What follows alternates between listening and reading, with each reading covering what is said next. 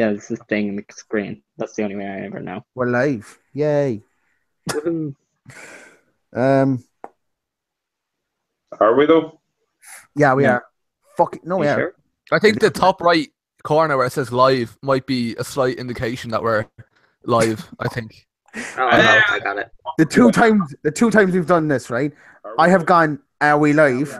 And someone, yeah, I think the top right corner where it says live Yeah. might be a slight indication that we're yeah, we're live. live, I think. Yeah, we're live. Oh, I got it. The two times we've done this, right? I have gone, are we live? Your audio's coming through on the stream. Yeah, Yeah. it's giving me a headache. Fuck. I turned it off and I paused it. I just wanted to see was it actually coming up because I have it playing in the background as we go, like so. It's just easier that way. Right then, we're live, and this week we have a special guest with Corporate Keane to get those extra 20 views. Yeah. Right. We'll talk about Great Balls of Fire, Raw, SmackDown, whatever the fuck we can remember from it. Same with this week. Battleground predictions. Don't worry if you don't have them in front of you. I'll just go through it again like I did the last time. We'll talk about the G1 Climax and what happened in CCW and the contender show that happened Last Sunday. last Sunday. Yeah.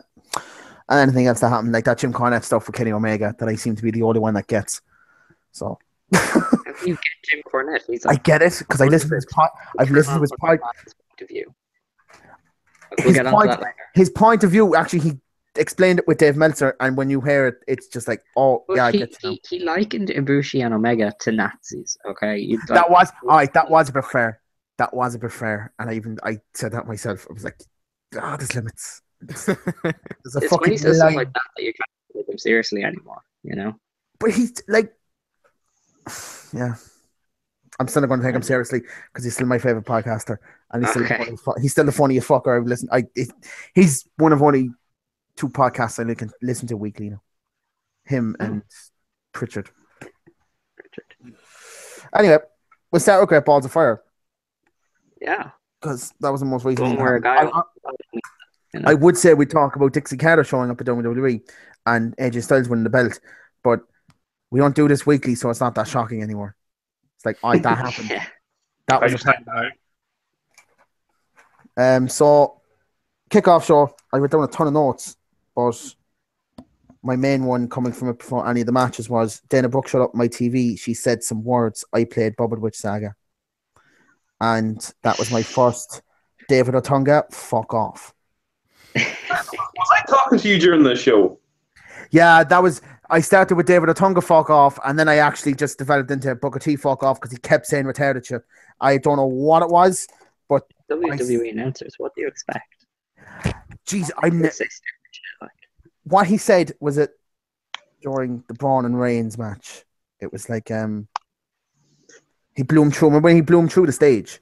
He blew the hole in the oh yeah, he speared him through. Yeah. sped it through. Yeah, he said something stupid like, I bet Strowman didn't see that coming. I'm nearly certain Strowman was standing there looking at him, waiting to take it. It's like, seriously, Yeah, like K-Fab, dude. In K-Fab, he definitely didn't see it coming. K-Fab. Yeah, the bet, and as well, Dan, have you watched the pre-show when Seth Rollins came on? No. Who watches the Nope. pre-show anymore? They didn't fix the audio yet, so nothing. So basically, Seth Rollins came on and did that thing that all WWE superstars do. They kind of go like waiting for a reaction, but there was none. So it was just him silently going. Oh. And then about 10 seconds later, it started. I was like, oh, that looks shit.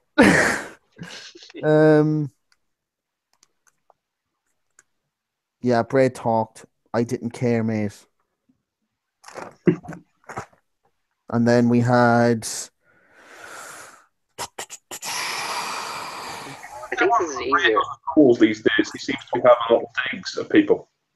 Just Say that again? very subtly that Bray Wyatt has little digs at people in his promos. It doesn't make any sense anymore. His character's dead to me now. Oh god, yeah, he's dead in the war. The first promo he did after the whole story came out, I think the first couple of lines of his promo seemed like it was targeted at the media that broke the story. Was it? And then Right. he saw Madison. Oh well, that's his Yeah, way of talking about it. So, The line directed at somebody else. So could be just me. I don't know. was there some fella called David on the pre-show? Because I have written down here, David sounds like a prick. David David Otunga? Otunga. Oh, David Otunga. Oh yeah, he called himself the quintessential man of style or something like that. Was it something along those lines? I was like, oh come on, like. And then Lance Storm put up like a voting thing on his page. It was like, who's the original quintessential ... And it was just David Otunga and the man that used to be in ECW, quintessential Stub Muffin. What's his name? Shit, I can't remember.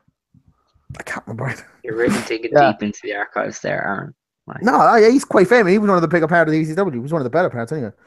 Enzo and also Cass a did bit something. before I was born, so I can't really help you out there. I want to ask how old you are, but I'm not because I don't want to feel old. Right. So Joel the Gertner. only match. Joel Gertner, was it? Joel Gertner. Yes, that's it. Yes. Right. Thank you for that, Keane. He's already adding to the fucking podcast. Yeah. Akira came out. Akira versus Neville was first. That was a good match. Biggest takeaway from it was that Akira actually got a good reaction. Neville didn't really get that much of a boost, but Akira got a decent face reaction. Actually quite good. Yeah, it was alright. From what I Akira's remember. quite over, so He is actually, yeah. I think he's the only one in the that roster. Titus brand is over. So Yeah. it helps them. The opening package was brilliant. At least I said it was. Yeah, it was good. It was fun. Yeah, it was fun, yeah. Then it dawned on me when I finished, because I went through all the matches, Finn Balor had no fucking match. Yeah, they don't really know what to do with him really anymore. They do know because he's in a feud with Bray, but Is he? Is that not Yeah. Seth? Oh no, that's Miz. Kind of started up again. yeah, I started up again after when he got hit with the guitar. He got breaking up the screen and shit. Anyway, first match was Seth versus Bray. And this is the first time I said Booker T fuck off. Wasn't the last time.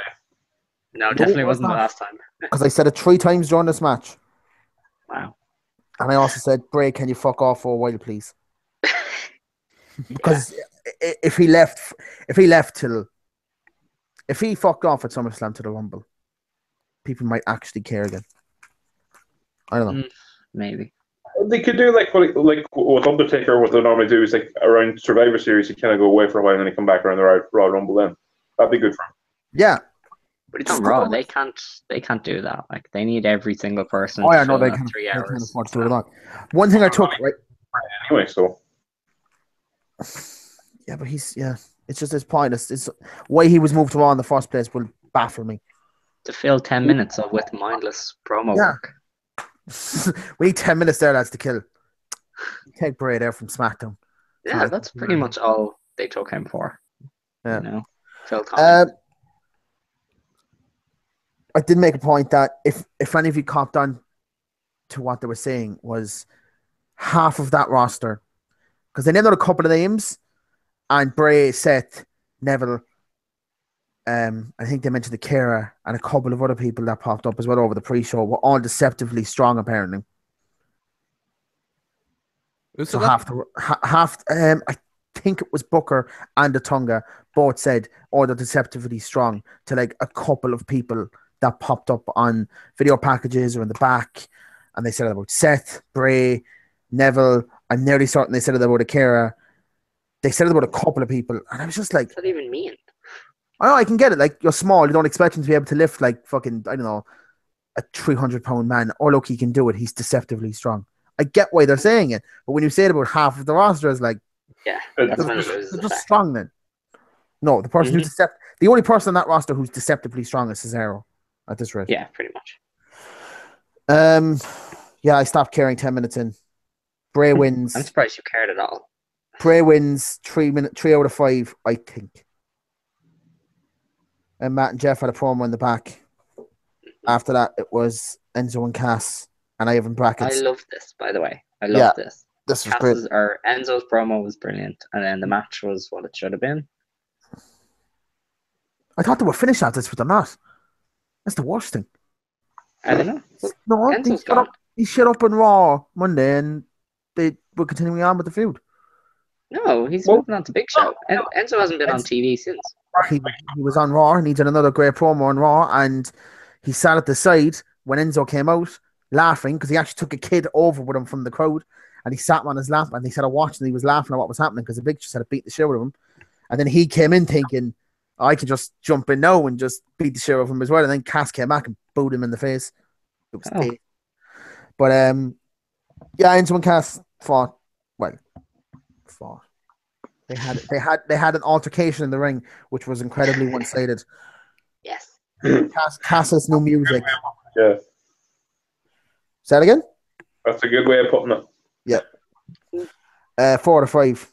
Anything you'd like to add there, Keane? Nope, I don't remember it at all. I actually don't think I saw Raw this week. It only just dawned on me there. I missed it. This wasn't on Raw. This was Great Balls of Fire. Oh, right. Yeah, fuck. Yeah, no, I still... He's really not with it. Yeah. Fucking... No, I'm not mad. I didn't write down what the joke was, but apparently Corey Graves made an offhanded dick joke. I think he said tossing. Corey. I think he said he was tossing him between his legs or something like that.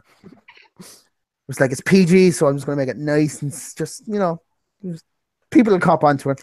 And then I ripped Bo looks like a dick, which he does. God damn it, Bo looks like a dickhead, boy. Did you see who said that? Was that Dan the last time, Corporate S. Rios? Yeah. That's a great way of putting it.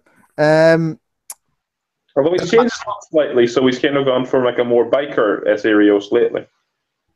Yeah, but like Miz is in a suit. Maurice is fucking Maurice. Curtis Axel's in a suit and he looks dazed. And it's just Bo in a fucking cut off fucking biker jacket with no t-shirt on under it. And fucking Bray shop at the same store, apparently. It seems like it at this rate.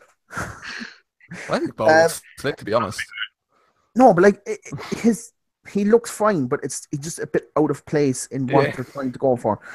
Yeah, true. But after that was Hardys and Shamo versus Cesaro, which was by far the best match of that night. And I'm not saying by far, but it was fucking brilliant. They did that very well. Going in, I was hesitant of the two 40-year-olds lasting half an hour, but they managed to do it somehow. Oh, the Hardys can still go. And there's no question about that. Well, Jeff can go. Matt, not so much. Matt can stagger about. Yeah, sure. Matt does. He can do delete things, delete things. What he does know is little, but what he does very well, so it doesn't really matter. True.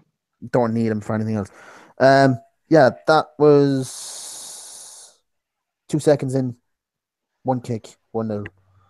In this match, was brilliant though. In this match, I told Booker T fuck off a total of 6 times. Yeah, so he must have said a lot of stupid shit because I didn't do it that much for the rest of it. Yeah, 6 times in just 1 match. Yeah. They mentioned how much time was left so often that Michael Cole at one point had to explain, not in detail, but long enough to say that 25 minutes is not as long as a half an hour. And that good thing he cleared that up. Down. And it's just like, is this how they see their audience, as complete and utter retards? They say 25 is not as much as a half an hour. Brilliant. 10 minutes in, it was 2-0. Then Jeff got a pin. It was 2-1. And it was 3-1. Oh, yeah, this is where Michael actually. Oh, no, he had to explain. He explained the time thing, and then he actually had to explain that 2 pins was more than 1 pin. Oh, wow. Just before it went 3-1. And I had in brackets, Jesus. Also, I also found out when I was on Twitter and Facebook, WWE ran a house show against this. A SmackDown house show. Oh. I think it was in the same state. Oh, my God. This is why you're not selling out, lads. Mm-hmm. You know? Jeff pinned Cesaro again. It was 3-2. Matt pinned Sheamus. It was 3-3. Cesaro pinned Jeff. It was 4-3. And that was it then. Then they had that whole thing at the end where he nearly got a pin again and then he didn't. and yeah. it was Typical booking very, trope. but it was very well done though. I mean, they did that very well. I thought that match was absolutely fantastic. Tag Iron Man. Say that again? Was that the first tag Iron Man? In WWE anyway. No.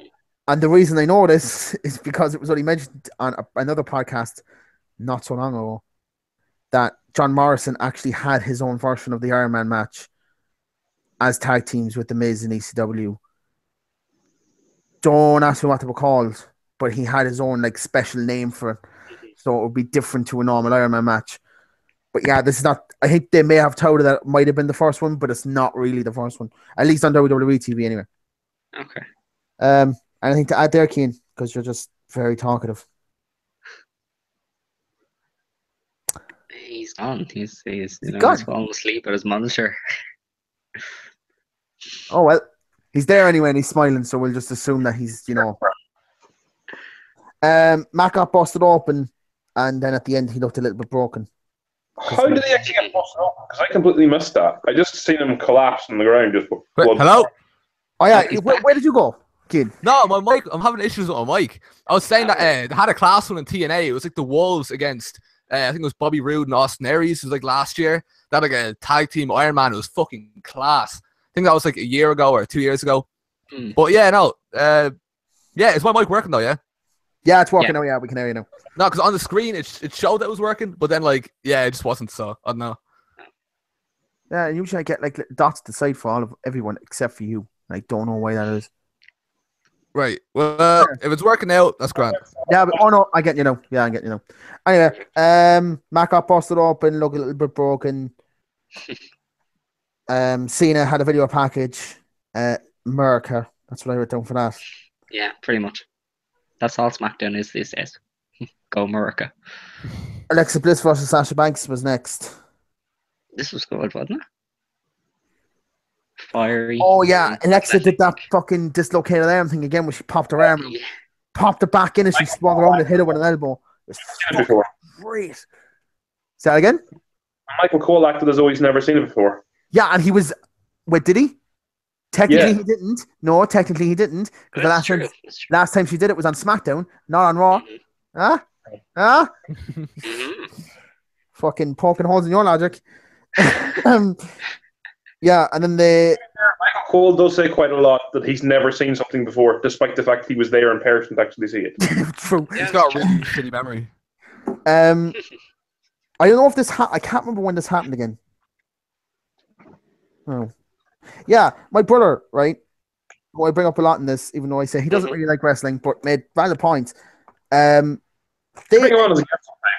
had a decent match, right, before it started, right, before it got going, and then it got going, and then it finished, just quick. It was just a fucking countdown, which was weird, but okay. Then they had a calf fight, so they battled outside after the match was finished. Fine. They also did the exact same thing before the match for Lesnar and Joe. Why would you book that twice in the same show? Because they ran out of ideas. Clearly. No, wait, sorry. They did it for this, and then they obviously did it for the Roman and Reign stuff. It just, my brother was like, he sat there and goes half asleep, a little bit. Yeah, no, he was half asleep. He just goes, I get the different, but why do it twice? Because it loses its value the second time. It's a valid point to make, I suppose. It is. Yeah, they battled each other then for a while afterwards, which was very good, to be fair, from what I remember. Next was The Miz versus Ambrose. I didn't take any notes for this. I just said they did stuff. Fuck it if I know. I don't care. Nobody cares. Yeah, I skipped it, to be honest. Yeah, Miz with the fucking win, because they just don't fucking end the storyline. They have been doing this since when? Before Mania? Like No. Just November. after Mania? Probably November. And they were doing this beforehand as well. Mm-hmm. I'm nearly certain they feuded. They took a break for Corbin and Ambrose. And the Miz Yes, was as seen. soon And as they Ambrose were lost back again to to the same. Styles, they went on to Miz, and then they've kept going. Up next anyway is that Reigns versus Braun Strowman match, which was just fucking Fantastic. fantastic. Yeah. Brilliantly done. Mm-hmm. Brilliantly It done. was. I said Booker T, fuck off. 1, 2, 3, 8 times in this match. But I added on 5 because he said something, as I said at the start, he said something so stupid that I had to add on 5 for it because it was just annoying. I should have went back and just like we watched it again to listen, but best. Why did Roman go? Yeah, why did Rome? This was weird. So they went outside and they battled each other, right? So they started in the ring. They went outside and they battled each other. Mhm. And this is another point my brother made. Why did they go back into the fucking ring again? You're already outside. You've got a part of your job done, lads. Let's keep moving to the top. If they had to kill time outside, fine. If they had to run through the crowd, why go back into the ring? It was just weird. I know I'm nitpicking, but That is quite nitpicky, but I I want mean, to get to the ambulance. Why go further away from it? yeah, see, it just like, and the thing, what did I say there as well? The chair shots he also looked pretty badass because Braun got hit in the arm like 2 or 3 times, and he just like stood there and just fucking punched the chair the last time. I think she's like, "Fuck it, oh god," booking him like a fucking animal. After had like surgery on his shoulder or arm, he should sell it a little bit. But see, if he didn't sell it, like it's not like he sold it that he didn't feel it. He sold it like, "The fuck are you doing?" It's not happening. It's the big Yes. giant and nothing Look- affects him. Yeah, just look him dead in the eyes. It's like, no. They broke the stage. Yeah, that's when Booker T said that really stupid thing. It was a good match though, right up to that point. The ending was decent as well. The fact that he just tried to spare him and he just dumped him into the ambulance. I was like, oh, that was so good. That was Yeah, fucking great. everything about that really was good, and kind of these Yeah. two are probably they have such good chemistry. Like they always I don't want work. this. Like, I don't want this feud to end. No, Whereas the Miz, that's the best thing. the Miz and Ambrose, I wanted to die in a fire, and then this, I'm like, just fucking fight forever, Who'd have please. ever thought we'd say that about Roman Reigns feud, huh? Yeah. And Braun What do you Strowman. think? Like when, Yeah, when Braun Strowman started off, do you know what I mean? Like he was just like a Wyatt family member, and everyone thought he was kind of like, you know, big and just a bit kind of meh. But now he's like Yeah. class. Do you know what I mean? Well, it completely changed over the course of 1 year. Like he lost a shitload of weight, got into really good shape. Mhm. Yeah. Got a really good look now too. Yeah, he looks great. He's been by far. He's been the biggest Wyatt family member since that breakup, Well, except oh, for gotcha. Bray. Well, you know. maybe. Use your words, Chair. He's been the second biggest On Raw. Wyatt family member. Yes, yeah, he's on been the Raw, biggest yeah. on Raw. He's There been the you go. second biggest over the whole. Yes, they go. I think. Well, I say that. Then the two of them did that great ending where they just battled each other in the back, and then Roman Yeah, I mean- Reigns may have nearly committed vehicular manslaughter. So Mhm. That was fantastic, though. it was. It really It promoted the was. match so well. And somebody pointed out as well that looked exactly like Roman walking away with that look on his face, and then Braun Strowman just kicking the fucking door open after when it was nearly finished and just crawling away with blood all over him. It looked like Austin versus Bret Hart when they did that double turn at Mania 13. I was like, if that's how they turn them, that was beautiful. Mhm. It was so good. But no, of course they didn't. The No, they next didn't, night but I'm I not going to fuck all over again. The next night Raw had the best line of the last 2 weeks, and it was we'll get to that one. In between all that shit was Kurt versus Slater. And I read For like 5 out of 20 5. Oh, yeah, and they missed the ending as well. Yeah, the triple rotation Canadian Destroyer. Yeah. I mean, like, jeez. I'm getting feedback. I can hear Somewhere. that as well. I'm just gonna blame Kane because he's new. Fair enough. Yeah, Braun got out, looked fucking amazing. And apparently Booker T did something retarded here as well because I said Booker fuck off for the 21st and final time in the entire night. Yeah, that was great. That was there's an argument to be made for that other tag team match being the best match of the night. Then we had the main event with Lesnar and Joe. Joe battered Lesnar at the start, which was a solid tactic. Yeah. Because he rocked him. And I made a point as well. I'm almost certain Michael Cole adds random Japanese words to stuff that was Joe does, just to make it sound a little bit different from everybody else. So, yeah, pretty much.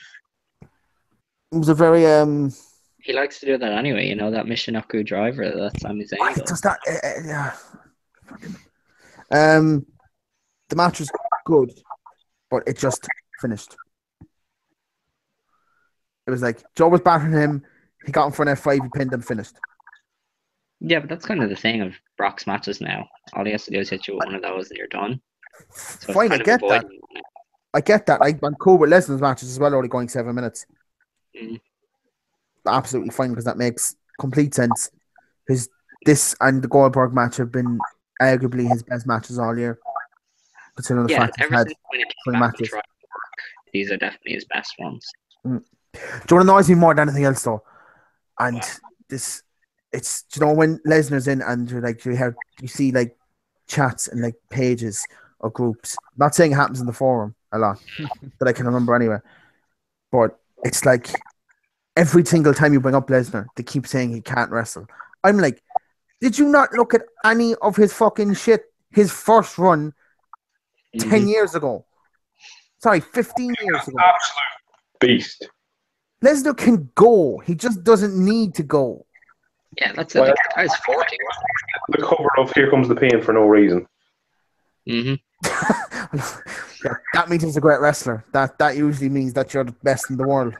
This might sound a bit random, right? But I'd say besides Eric Rowan, Brock Lesnar is arguably my favorite wrestler in WWE. I love it though. I love the fact that he only wrestles a few times a year, and I love that his matches are only a few minutes long because it's like you genuinely don't know. Like, there's always a sense of like, oh shit, what's gonna happen when Brock Lesnar is there? Do you know what I mean? Like, there's something special about Lesnar, and no other wrestler has that because they wrestle every single week. See, that's why he's the champion as well. Yeah, exactly. He makes you care about the title matches. Yeah, it makes you want to watch them. Like, no, you do not have the champion on a guy who wrestles 3 times a year. But why don't you? we're not the UFC here. But they met back like that. The golden age where the champion barely wrestles. The Bruno Sammartino era. Yeah, but away like, do you know what I like to make a point of as well? Remember when Kevin Owens started in the main roster first? When he started in WWE first, he said he was a prize fighter. A prize fighter doesn't fight every fucking week. A prize fighter fights once every couple of months. And that's why Lesnar should actually be called a prize fighter.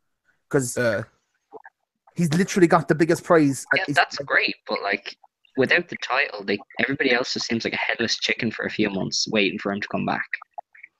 And that's my problem. Some companies could deal with it. They can't. Although their viewerships, they've been spiking for the last couple of weeks, apparently. Because they hit lows there of like 1.8, I think, at one point. But I'm cool with him being champion. And I just leave him I can't wait for him to lose it personally, but you know, I can enjoy what he's doing, but I just can't wait for it to end. I think he might, if he doesn't lose it at SummerSlam, he's not going to lose it to Mania. Oh god, definitely not. Which is, I'm really hoping Roman wins at SummerSlam. Say that again? What with the news of him going back to UFC and then having to... Yeah, he has to be in the drug testing pool for a year to go back to the UFC. Apparently he hasn't gone back into it, so... Yeah, so even if he did go back into it now, he still can't go back to the UFC for at least until this time next year. Yeah. I think that was a rumor that got out of control, to be honest. Yeah. I think what it basically means is, like, his suspension's over, so by default he's back in the testing pool or whatever. That's all that means. And now everybody's like, oh, he's coming back. I don't think he is going back to the UFC. I don't know. I don't mind if he does, but I don't think he will. Yeah, I don't think Dana White's going to take that risk again. That last one was a disaster. WWE and UFC heavily promoted the cross-brand stuff. They said this was going to be great. UFC needed the main event at the time because everyone and their fucking mother was pulling out UFC 200. And then it came along and it was fine. But WWE didn't mention it once since it happened. They may have mentioned it once. So I can get I can get why Dana White's like, I don't need you. If he didn't have Conor McGregor, I'd say yeah, but he does have Conor McGregor. And if Conor McGregor beats Mayweather, he doesn't need anyone anymore. He just needs to put Mayweather's face on something and it'll sell. Right, then we go to Raw. Anyone remember what happened on Raw the night after? Pause the fire, because I can't. There was I that didn't watch awesome three-way promo between Joe, Oh yeah, Lesnar. yeah. Oh That was yeah. fantastic. That was great. You think you deserve this? You don't deserve shit. Like Brock, This angle, like standing there going, It's like, what are you gonna do? that was great though. that was the highlight of the show, easily. That's because I don't think I can remember anything else that happened. Everything after that, because the show started so well, I think anything came after that just was shit. Yeah. And to Did be that fair, open- Raw is the did main that thing I open? remember. Did that open the show? Yeah. Oh wow. Jesus. Ugh. Yeah, I don't remember anything else that happened that week. And usually I No. take notes, but I didn't take notes Yeah. for that week. And Like Raw is just kind of made to be watched and enjoyed right then and there. I don't think you're meant to remember 2 weeks later what happened. well, away from that, I would like when it came out to Raw this week, I rewatched some of the clips on YouTube to just freshen my memory up. But even when I was going back through the videos, just nothing there to No. make me want to watch it. Nothing. What about SmackDown? Anybody remember what happened to SmackDown? Well, America this week. versus everyone. That's it. America and all that. Yeah. Woo. America. Yeah. That's it. Oh yeah, So- no, 10-11. I'm going to wait until that we get to SmackDown this week to talk about that. Yeah. Oh god, that was bad. So you had that. What happened in NXT last week? Did Bobby Fish debut last week? Yeah. Against Aleister Black. Yeah, And I then hope they they- had the number one contender match. that was this week. No, that was last week. No, that was this wasn't week. No, that was made official this week. it? They Oh, announced it last week, but it became official this week. so what was the main Uh, event last week? The last man standing match. The last woman standing match. Oh, no, that was week before. Did Black and Fish not main event? Did it? I feel like that might have been Surprisingly, invented. Black could be the main eventer. This is the worst podcast ever. This is why we're doing it every 2 weeks. We should just like not talk about TV ever. So what I'm going to do, I'm going to change it up. Lads, anyone watch Game of Thrones? Yeah. I know Ed Sheeran had a cameo. Their shit. I actually like it. Shit. I liked it. I like that group. They interest me. I don't know what they're gonna do next, but They won't do I mean, anything. They're not going to do anything next because they've got. yeah, but will Arya kill them though? Do you know what I mean? Or will they, try kill her? Like, who knows what they're gonna do? I don't know. It's interesting. I haven't seen them doing anything. I just think it was just there for. Oh look, Ed Sheeran's on TV. Okay. It's bad enough when you chat about Japanese wrestling and I haven't a clue what's going on. But you're going to like Game of Thrones now.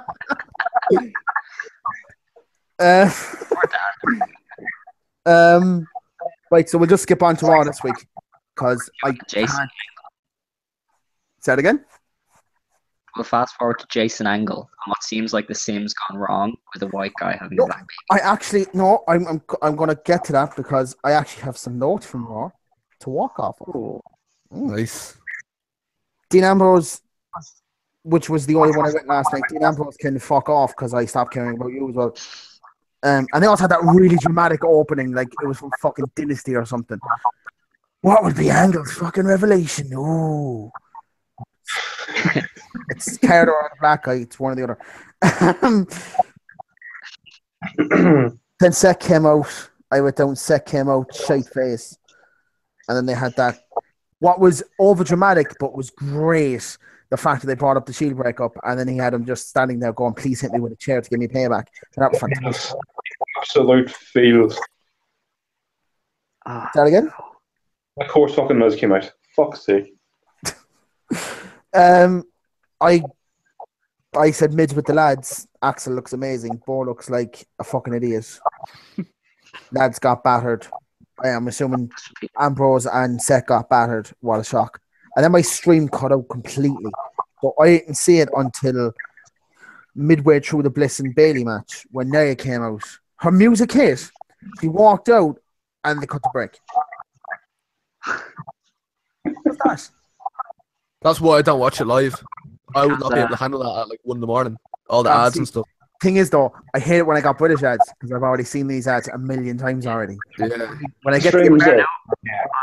the American ads, just sitting there going, I'm gonna get diabetes from watching you. Playing a game when I watch with the American stream. I love predicting how many of each ad is going to come up in the ad break. So I like to go, right, 3 food ads, there's going to be an insurance ad, and there's going to be some sort of car ad. And then I just wait to see what happens. Yeah, got it right. That's basically spot on, though. Pretty much. A bit more food ads, though. I did write down, so Kelly Crusoe. Not everyone thinks she's good looking. Yeah. I don't get it. Wait, let me. Who? Right, you're not Kevin Dunn. Let's not get into this. No, but like, I'm not saying she's not good looking because she is good looking. I'm just like, considering the fact that you just have Alexa Bliss on 2 minutes later. I suppose that's true. I did write down. All right. They cut to a break and then just squiggles at the end of it because I was like, why the fuck would you cut to a break when Nia came out? Beyond. Because on the USA Network, they do picture-in-picture during advertisements. So Not they can watch not on Raw, just on SmackDown. It's not on Raw. SmackDown. All right. I wrote down On Raw, yeah. A 3-hour show with ad breaks like that in the middle of it. Jesus Christ.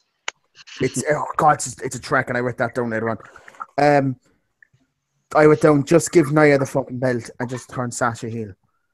For the love of God, turn her heel. Then you have 2 heels that can never Stagnating fight as a face. Not really. Oh God, she stagnated as a face ages ago. It's just yeah, Imagine a face Emma versus a heel Sasha feud. That'd be class. that'd be great. Yeah. Can't wait for Sasha's best as a heel in NXT. and as well, Sasha's gimmick is heelish. Yeah, but She's then you the have boss. 3 heels and like 1 face. No, you got 3 heels, and you could easily just put Emma and Dana as a face. I mean, because yes, Dana. and Dana's shit. So I don't want her near my TV ever. You could turn Alexa face. I know it sounds mad, but like, Nah, she wouldn't walk as a face. She's too much of a perpetual she's cunt. too popular though. Loads of people love her already. Do you know what I mean? So just like, you could if you had to. See, do you want to know my fear as well with turning Alexa face is the same fear I had when she joined the roster in the first place, the Raw roster. I'm afraid she gets lost.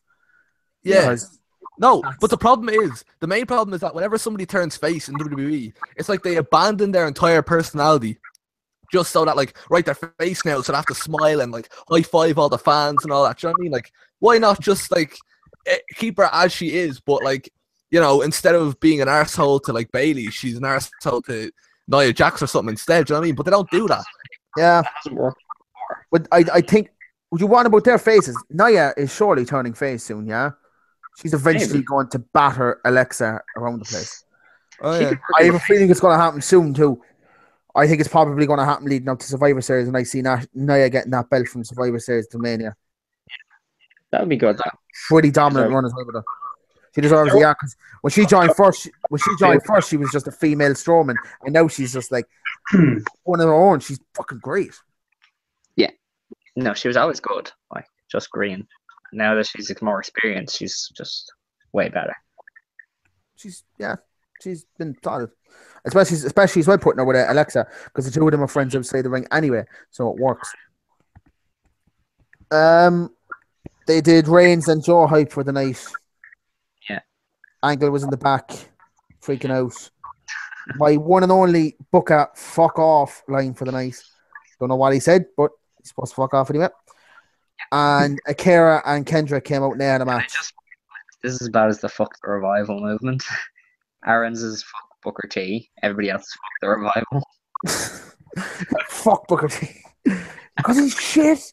He just keeps putting out one-liners. He's trying to be hip and cool. And Look, you're talking about a man who said shucky ducky quack quack. There's no at least that was funny. for the first time, yeah. Not the 20th. Yeah, Akira and Kendrick had their match, and it didn't get pointed out to me until afterwards that they didn't use the ropes. Oh. Yeah, Oh, yeah.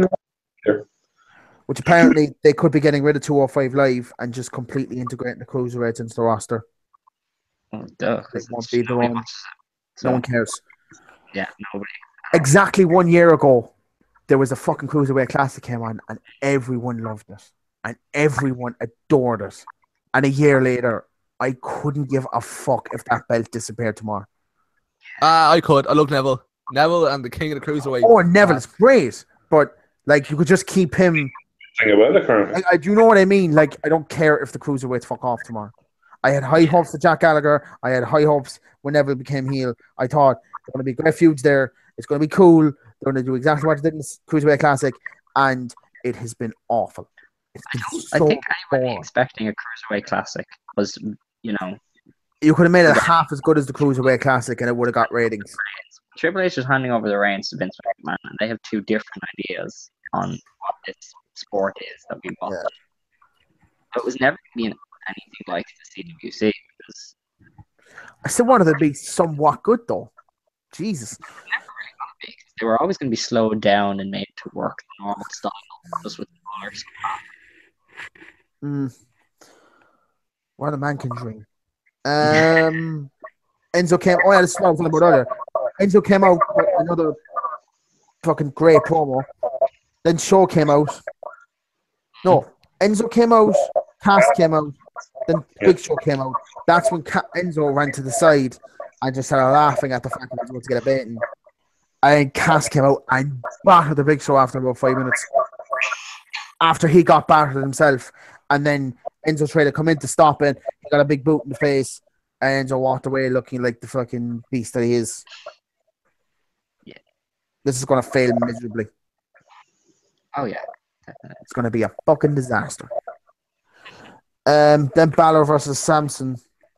And that ended with Balor getting cracked over the head. Actually, somebody points out, all Samson's doing now, right, is cracking people over the head with a guitar. He's a modern day Jeff Jarrett. Yes. Jeff Jarrett's illegitimate son. That's that again? That's the next angle. He's Jeff Jarrett's illegitimate son. Fuck is that? That is a poltergeist in my house. Anyway, Enzo came out, did all that. Was great. Samson and Balor. It was fine. They keep mentioning the fact that Balor's the first Universal Champion. They'll do fucking something interesting with him. I'm going to snap. And you had that match. He got cracked over the head. He got busted open. Looked cool. The photos afterwards looked cool. And Bray cut a promo as he was walking up. And we're getting that Bray versus Balor match. Demon versus Bray sounds interesting. Yeah, Demon versus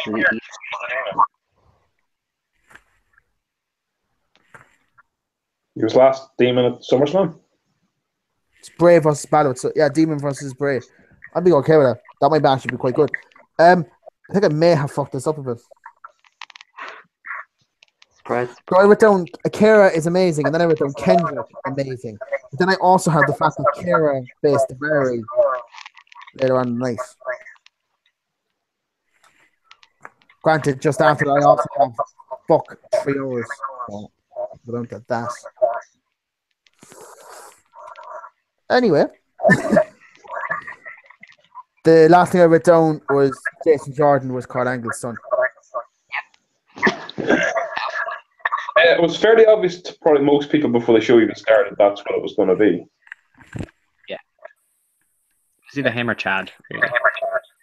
Yeah, well, I could see that happening. It was going to be 1 or 2 of them, but Well, I knew it was going to be Jason. I think it was the way because they were doing giving Chad a lot of singles matches the last way. Yeah, so I suppose they kind of gave it away already, but yeah. Apparently, Jason Jordan now is going to start using remix version of Kurt Angle's theme music. We can't wait to hear. Hang on a second. There's something I just don't understand. If you're the illegitimate son of somebody, you get to change brands, no questions asked. But then his tag team partner can't move at all. Then, so it's like, okay, how does that work? They might have struck a deal behind the scenes. You never know. Yeah. Kia made that great point the other day about that. Was it Asuka? And that she could be holding out. Yeah. Where is this feedback coming from? It's getting annoying.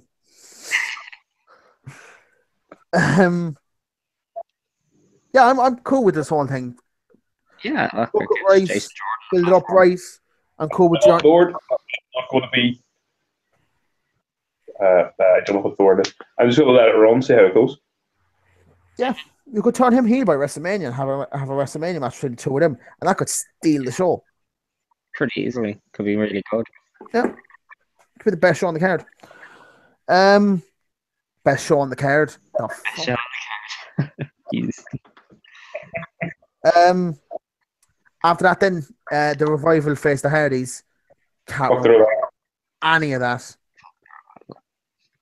Fuck you. Yeah, I can't remember any of that. Can anyone remember any of that? It just No. It was your typical tag match. yeah.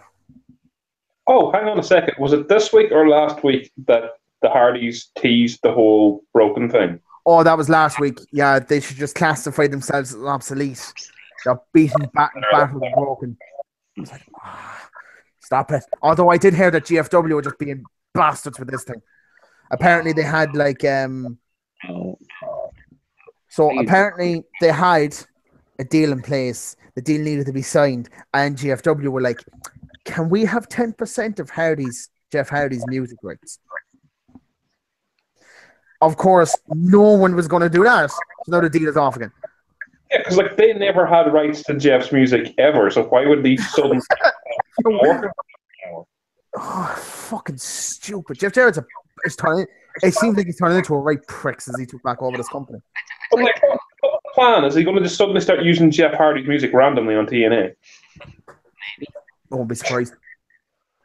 No, that's just for money, I'd imagine. Like, TNA could do it, or GFW could do it, whatever money that you can get. Like, I mean, Where like they're starting to take 10% off of wrestlers. Yeah. Indie shows. That's bullshit. I don't care what anyone says. That's bullshit. And people are trying to say the worst thing is about it. People are trying to say, well, if they're on GFW, they've got mainstream attention. I'm like, they're not getting on GFW if they don't have already some sort of attention on them anyway. They're already getting good dates. They're not picking up Ricky Combat from CCW to fucking come on their shows, and he should be grateful about it. Fuck off. Well, I mean, they took in likes of Ortiz and Santana for LAX and Diamante and all them people that. I mean, there are people that are signed with GFW. I can't even remember their names. The fella with the afro, the Croatian fella. I'm really bad at names. But there's a lot. TNA went through a reset recently where they signed a lot of new people, and I do think that it'll give them a lot more exposure, a lot more bookings. Yeah, that's fine. I get that. But the WWE doesn't do it with the cruiserweights they take in because some of them were not known internationally. And same with some of the women. Some of those women are not known internationally. And it's not like Vince and Triple H are going to go, right, seeing as though you're in this. So, yeah, they might only use them once, but the name's still there. I didn't know who Fabian Archer was in the Cruiserweight Classic until he was in that. And then I seen him pop up on OTT, I think, and CCW. Yep. And like WWE are not going to come along and go, yeah, can we have 10% there? Your fucking money. Like, this is their WWE contract then. So apparently they are. Apparently everyone who joins these tournaments are actually under contract. Like, is it Zack Sabre Jr.? Is it Zack Sabre Jr.? Couldn't be. He's in Egypt. Was he in the Cruiserweight Classic? Yeah. He actually has a contract with the WWE, but they're just not. Nobody wants. Well, WWE wants him, but he doesn't really want to do it. So apparently they're just not going to act on it. He can do a couple of dates. If he rang up Triple H tomorrow, he could do a couple of dates with NXT, no problem, because he's got a contract that both of them signed, but it's a very open-ended sort of thing. Like, which I'm surprised they do. Actually, what was it? 2 months ago, I was listening to the old chief executive of the NWA from like the 90s when it was essentially dead. Yeah. And WWE actually owns the rights to every NWA match. This is the reason they actually get to use it on TV. They actually own the rights to it. And if tomorrow they wanted to bring the NWA belt to Raw, they could. All right. Did not know that. So did Billy Corgan not buy all that though? But they still have it. They have an open-ended contract that they signed in the 90s that they just never bothered to cancel. No one from either side bothered to cancel, which made me think. As weird as those UK deals where like these guys are just kind of there, but also kind of not there. Yeah, basically. But it's kind of cool that like there was a little bit. Same with them going. Do they technically own TNA's early stuff? Probably. Would it just be the matches involving the title? Yeah, that's what I'm thinking. Because Yeah, but like, those matches were the NWA title. there was a lot though. There was they had that belt until 2006, That wasn't was it? theirs until like 2006. So you still have a lot of Christian Cage stuff. You still have Angle's early stuff inside there. You've got AJ Styles good stuff. You've got Samoa Joe stuff. That's I think it was changed by the time Joe. People involved, like, because you have referees and yeah. stuff like I don't know. That was just a point. That was just a thought that went through my head when I remembered it. I was like, do they technically own that? Could they use it technically? If they're sure, they might have credits of like TNA or whatever on the bottom. That'd be funny. I don't think anything big happened in NXT this week. Yeah, there was no more pretender match. There was number contenders match, yeah, but from what I can gather and from what I've seen, it wasn't anything special. Drew won. Only Lorcan versus Danny Burch. I heard that was class. I didn't watch it though. Yeah, I didn't watch later. I should really start watching more wrestling, but no, I started the wrestling podcast and I very rarely watch wrestling. There's too much. Yeah, There is just too much. like, I watched like 5 different promotions. I have no time for this shit. What happened on SmackDown? Anything of note happened on SmackDown? Boo foreigners. If you're foreign, you're bad. Yes, that was it. Yes, fucking John Cena's 9/11 promo. Oh my god. Who fucking said to him in the back, that is fucking great, mate. Do it.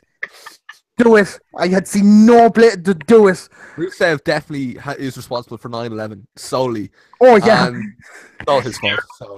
It's all his fault. Bulgaria are well renowned for their terrorist attacks and all that.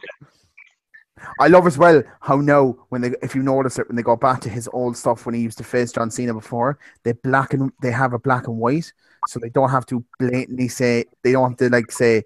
Remember when he used to be Russian? Yeah. None of it's in color anymore. It's all in black and white. I'm like, you slay bastards. That's clever. Yeah, it was. Yeah, that's all I can remember. There wasn't anything else. No, this match is just fucking stupid. Like John Cena said it himself, he does not have long left. Yeah. At a push, he has got about 3 Manias worth of matches left, let's say. Mm-hmm. Well, depends if you want part time, and then you could have him coming back for WrestleMania. But even at part time, I still think he only has about maybe 2 or 3 WrestleManias left in him before he just fucks off good. Why are you wasting one of his few matches and few feuds on a fucking feud we already seen? And yes, they can pull out some decent matches. But do you think they'll be putting over Rusev with it? No, I think that's why they're doing Cena versus Rusev. So they're gonna have Cena beat Rusev, and then so basically kind of like make him look strong. So when someone else beats him, then at the next Mania or whatever, then it looks good, and it's not just like an old man being beaten over and over again. Yeah, I suppose. When Eric Rowan beats him and all that. Eric Rowan, future champion. Yeah, that's all I remember from that. Mm-hmm. From what I can remember, there wasn't that much happening this week. It was a very, very quiet. Considering there's a few, is it this Sunday? Or is it Battleground? Oh yeah, Battleground. Oh shit, we gotta go through that. I knew that. Battleground's this Sunday. Yeah. It was a terrible SmackDown. Yeah, it was the go-host match of the Battleground, yeah. Mm-hmm. Right, we'll go through that card so we can give our predictions. The first match is Hang on, the point in these making predictions. We made predictions on the last show. How did they turn out? We all were right, and none of us were wrong. We got all the predictions right. I also don't have a pen to write down stuff, so we're going to have to work this entirely off memory. So the first match is, are you fucking kidding me? Ty Dillinger versus Aiden English. Have they not? Is this the only match that he's had since he came from NXT? Yeah. Jesus. He's had that. Fuck dark matches. Yeah, I suppose Ty Dillinger's going to win this. Yeah, I'd say so. Probably. This got announced yesterday, and it'll probably open the show. Sami Zayn versus Mike Kanellis. By the way, that gimmick was dead the moment it opened up. The reason that gimmick died the moment it opened up is because how am I supposed to take this man seriously that he just took his wife's name after marriage? I love how sexist that statement sounds. No, I don't care for some sex. Yeah, Sammy's going to win that. I know Mike. I know Mike. Would Mike win that? Who won the last one? Mike won last time, so I'd say Sammy. Because of Maria, so I'm guessing the same thing will happen. I guess. Yeah, probably. Liz and Maurice do. Yeah. Yeah. Next is AJ Styles versus Kevin Owens. I see Kevin Owens getting the belt back because something came out. The reason Styles won this at Madison Square Garden apparently is because they're doing a DVD on him about his first couple of years in WWE. This is supposed to be the end of the DVD, so it's like this whole look, he finally joined. He just won his first title and his first appearance at Madison Square Garden or something like that. I see his first title at Madison Square Garden. Universal or the World Heavyweight one? He didn't win that at Madison Square Garden. Yeah, but this is the first. Yeah, but what I'm trying to say is that this is his first title win at Madison Square Garden. Yeah, but I don't think they take it off him like that because they've hot potatoed this belt already. They can't do it again. I think they will. I'm going with Kevin Owens in this one. Yeah, I'm going as well. Can you not remember what happened on Raw last year with the fucking women's belt? Yes, they can hot potato a fucking title. Oh, yeah. People forget about that now. I can't believe you could because it was my favourite feud last year. Even they just hot potato the belt a bit too much. As far as I can. Yeah, like Sasha would win on Raw and Charlotte would win on every pay-per-view. Yeah, pretty much. Yeah. And by the end of it, you just knew what was going to happen. Just got a bit. So up next is. Oh wait, Dan, who do you think is going to win that? AJ. Yes, Dan. Ooh, yeah. Okay then. Wrong, but I respect it. Up next is Nakamura versus Corbin. I see Nakamura winning. Nakamura. Or DQ win for Corbin. Yeah, I'd agree. No, I'll see Nakamura winning by pin or DQ. For the simple reason is that I don't see Baron Corbin. He has the belt. He has the briefcase now. He doesn't need to win every match. Yeah, a loss against that. As soon as they win that, they do is like. Yeah, they always go on a loss, and I've always noticed since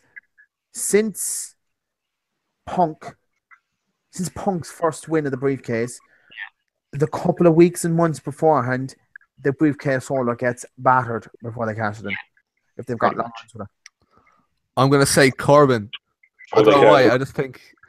I don't know. I'm gonna go with Corbin. Okay. But do you really beat Nakamura this early in like a low key match like this? No. You know? His first loss has got to be big, and it's got to be. I just don't. I can see Nakamura's first loss being against the likes of Styles or Owens or Cena, not against fucking Baron Corbin. If he goes for Corbin, it's not going to be clean. Yeah. If Corbin by cheating. Yeah, Corbin by. Oh yeah, that I can get. Actually, yeah, maybe Corbin by cheating. No, because then it's still a loss. Doesn't matter though. That type of loss doesn't matter as long as it doesn't. You're like as in never pinned or submitted or whatever. But he lost in NXT and all that. So I'd say cheat. Yeah, maybe Corbin to cheat. Up next is. Oh wait, Dan, did you give your prediction on that? I keep forgetting about that. Yeah, it does. Up next is Charlotte Flair versus Becky Lynch versus Natalya versus Tamina versus Lana. Fatal 5-way elimination match. Is this the number one contenders match? Yeah. Oh, yeah. Becky. I was getting like chance after chance after chance. Becky's winning this. Wait, number one contenders match today? Yeah. Yeah, Becky. Yeah, Becky. Hey, wait, who's the women's title match then? There's no women's title match. Oh, okay. Yeah.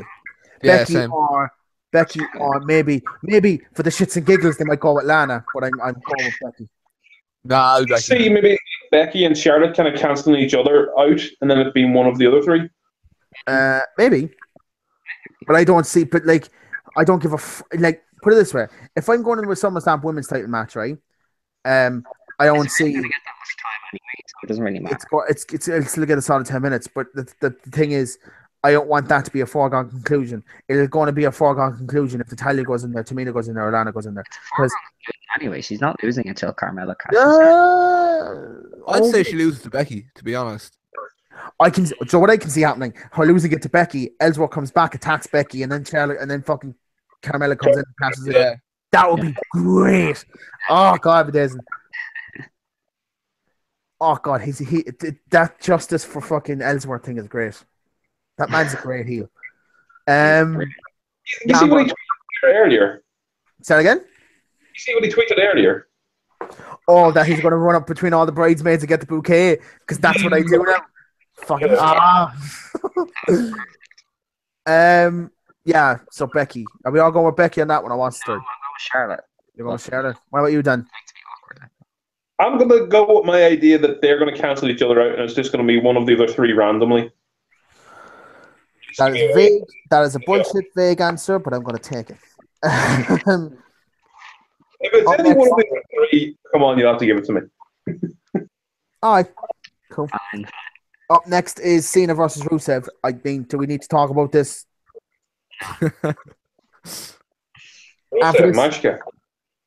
After this is Usos versus the New Day. I can see the New Day winning this. Right, yeah. The thing is, I think my man Big Red and Luke Harper are going to reunite, yeah? And I think if they are to be tag team champions, they'd have to be, I don't really see the Usos versus Harper and Rowan happening. Maybe, well, actually, yeah. Actually, yeah, no, maybe I do. Yeah, no, Usos. I'm going with Usos. You know what? It depends on where this match actually gets put on the card. Because if it gets put before the Van Dang, the reveal who attacked Breezango, and it is Big Red and Luke Harper, I can completely see the New Day winning. But if that hasn't come out yet, I can see the Usos winning. Well, then, if the Usos were to win, then would it still be Luke and Eric? I don't. I think so. There's probably nobody else left on the roster for it to be. No. Yeah, let's go. Let's go. So with the new, I'm going to go with the New Day because I see them winning the belts. Makes more sense. Because if they lose this match now, it's not, because the last one was really good, and then they lost by count out, was it? Or they won by count out. Actually, yeah, I'd say New Day. I'm really split on this one, to be honest. I'm 50-50. I think New Day, actually, yeah. Yeah, because it's just makes sense. It's not if they lose, it'll kill them. It's just where do they go then after this? Yeah, exactly. Yeah. They don't really have anywhere to go. The Usos could win it back then at the next show after. I mean, you don't really know. But they can't really put an end to this feud. It's pretty good. Yeah. Then the main event, Mahal versus Orton. Mahal. I'm going to say Orton. And the reason, see, there's a rumor going around, right? This is the problem. This is the problem with Corbin with the briefcase. When at any point does he win it in the next couple of months, where then the belt becomes where he loses it quick? So I think he's going to beat Mahal for it.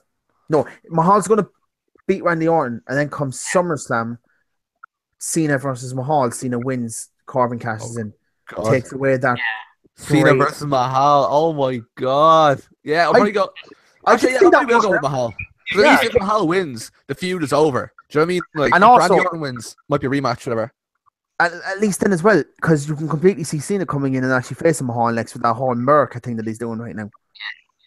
So, I can. So then you waste his record-breaking win on Corbin. You know? It also gives Carton great heat.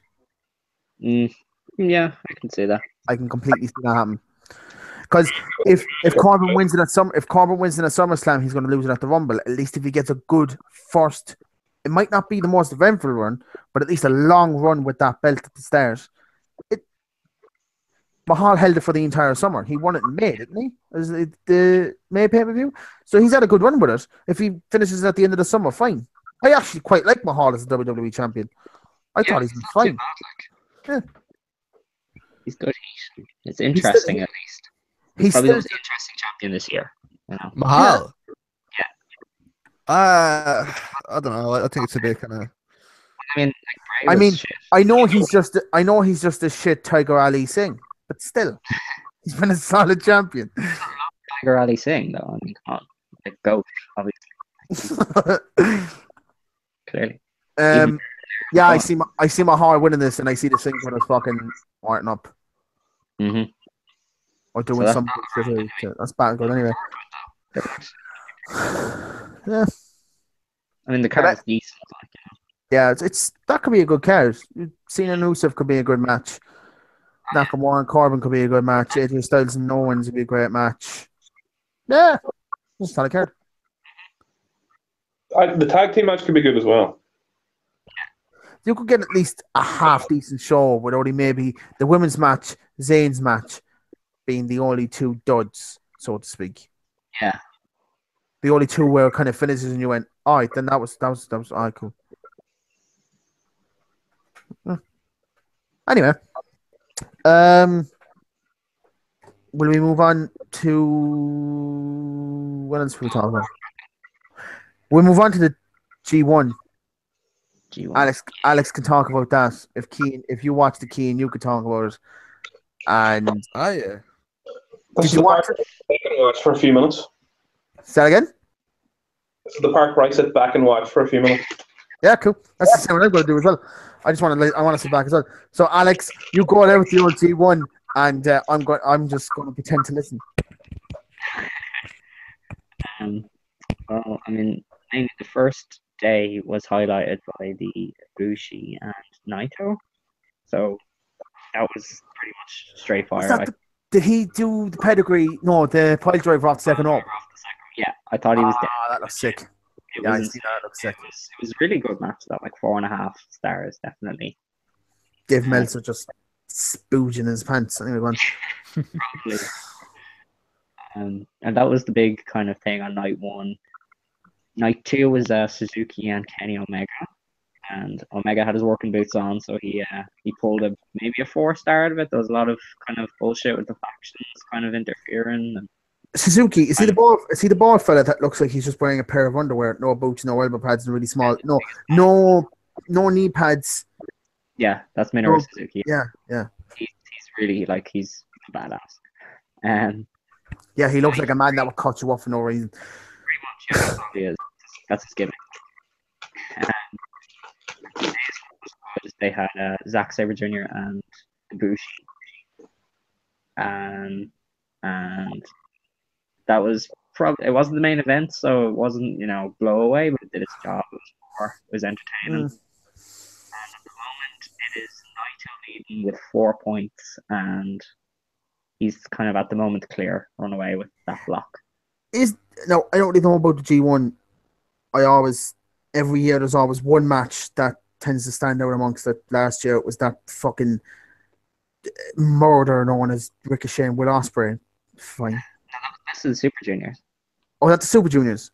Yeah. What was the big match last year? Because I remember there being one big match last year, wasn't there? Naito.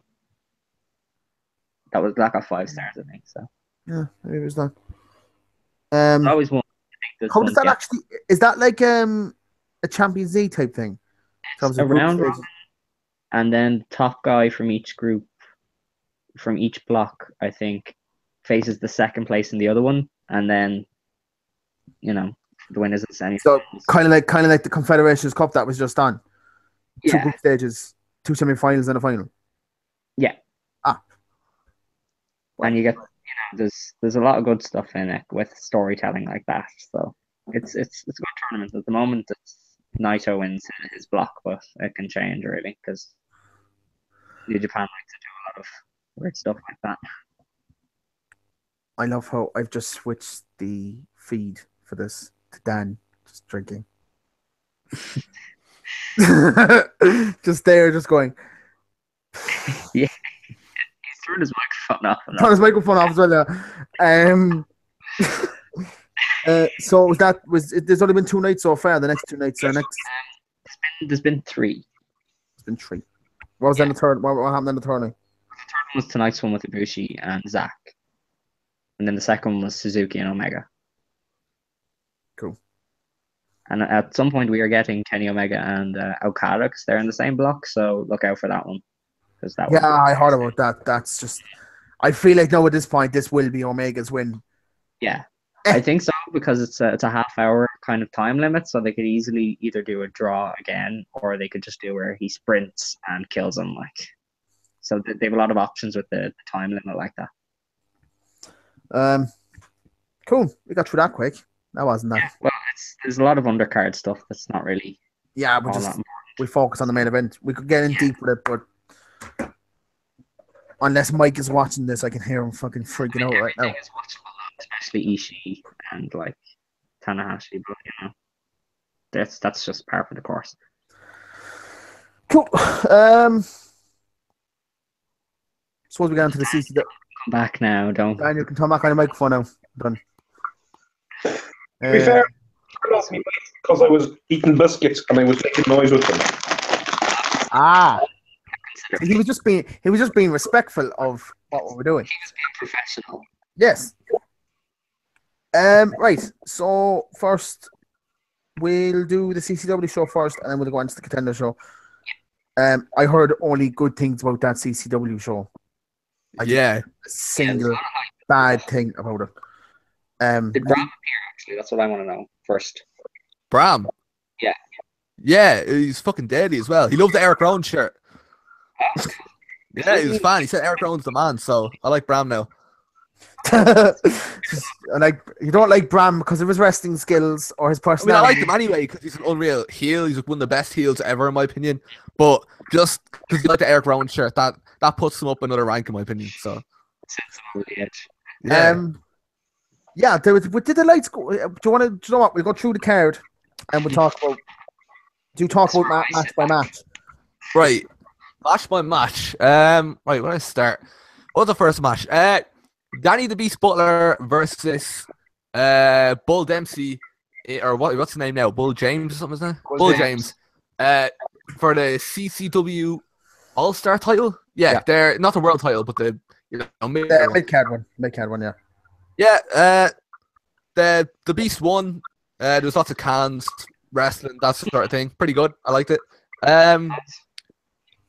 Before the show started, there was a video package for the Armstrongs. Oh my god, they're so good. They are the best. I fucking love the Armstrongs. If the Armstrongs showed up in CW or in OTT, I would lose my shit. I fucking love them. Have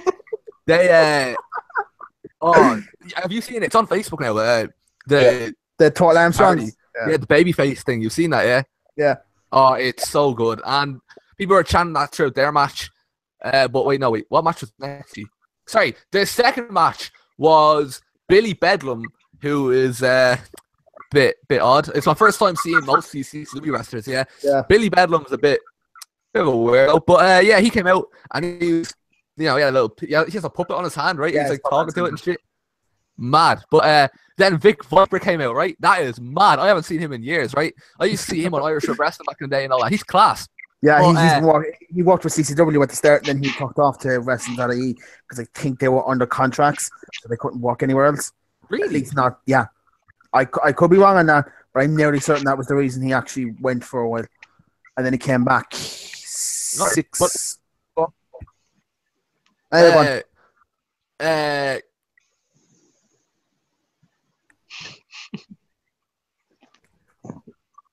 His microphone went off. It went. Shit. Oh no. Fuck's sake, hello. Yeah. Yeah, oh my god. Mic keeps plugging up. I'm not even messing. It's a bit of a dodgy mic, right? But anyway, yeah. So one of them says, "Oh, we're the most hardcore motherfuckers in the place," and then all of a sudden, Chris Renfrew came out, right? And I love Chris Renfrew. He's like my top 10 favorite in the world. Yeah, I love him. And he came out, and I swear to God, I witnessed murder, actual murder. Like, holy shit, right? He hit them with like, what did he hit him with? All sorts of shit. But like they weren't blocking. Do you know what I mean? Like it was hit them straight on the head. Like I swear to God, I was witnessing concussions, near death shit. There was thumbtacks, the chops, Chris Renfrew's chops. Oh my fuck! They actually, it hurt me. They were so hard. They hit Vic Viper and Billy Bedlam, but they actually, like the way he hit it, it was so strong that it hit me as well. The entire first row got chops. It was insane. What else happened then? That was great. I hope he comes back. I'll 100,000,000% go back to CCW, especially if he's there. After that match was the tag match for the titles. The establishment came out. Lee, what the fuck's his surname? Lee Callahan.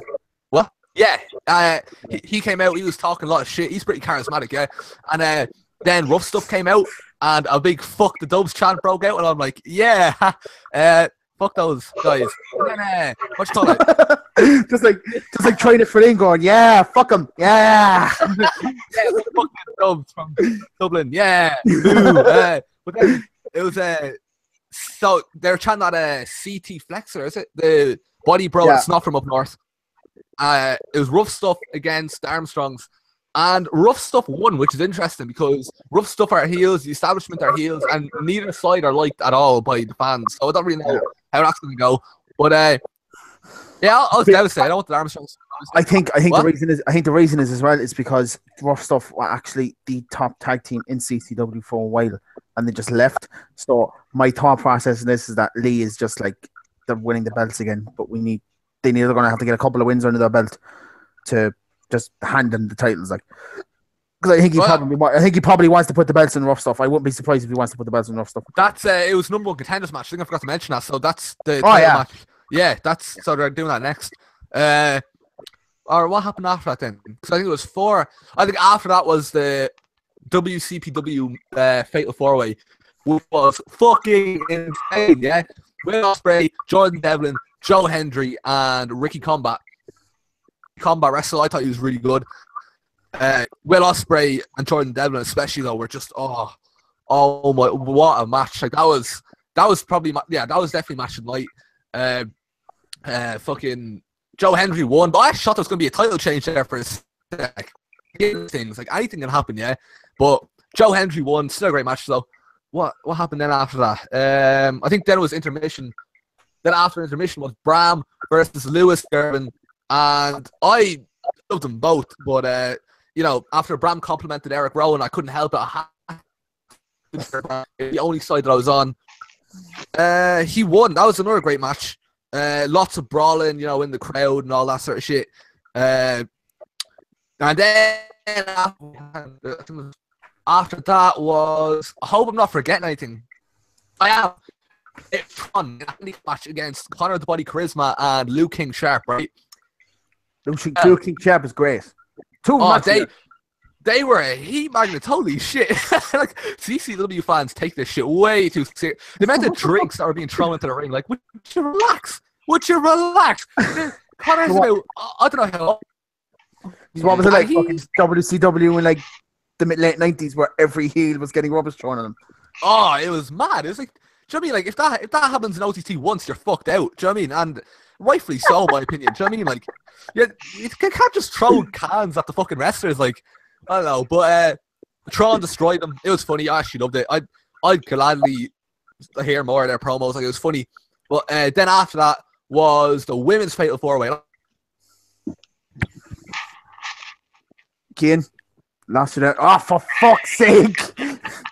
You could hear at the start it was just solid, and then it went.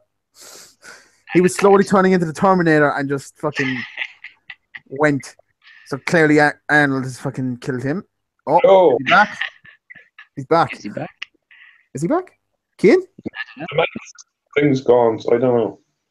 He's still on. He's still there, because if he leaves, he'll just pop off the screen. It disappeared, so. One comment I'll make about the women's match, because it's the only comment I'll make about the women's match. That belt, that seat that Lee got for him is the nicest. It's different, but it's really nice.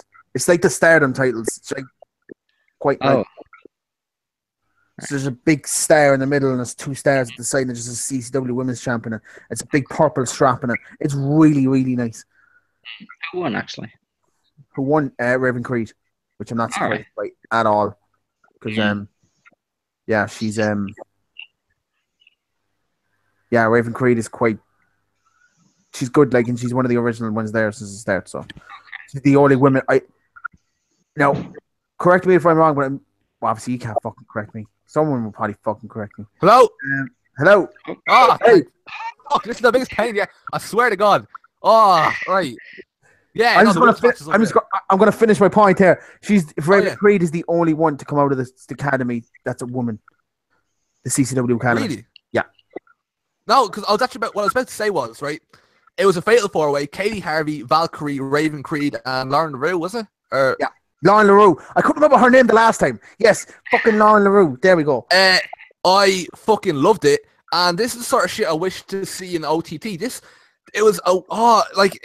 They have depth in their women's division. You know what I mean? It's like, Yeah. and it's 4 Irish women going at it for the title. And the best worker in Ireland, and Katie Harvey is the best wrestler in this country.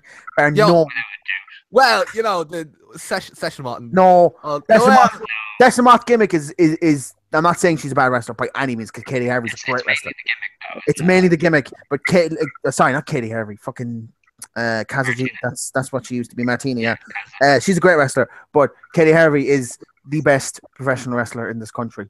The session section might be listening, so I'm not gonna agree with you when you say that you love Katie Harvey, but yeah, she's amazing. But Raven Creed won. I was cheering Katie Harvey. I swear it was weird.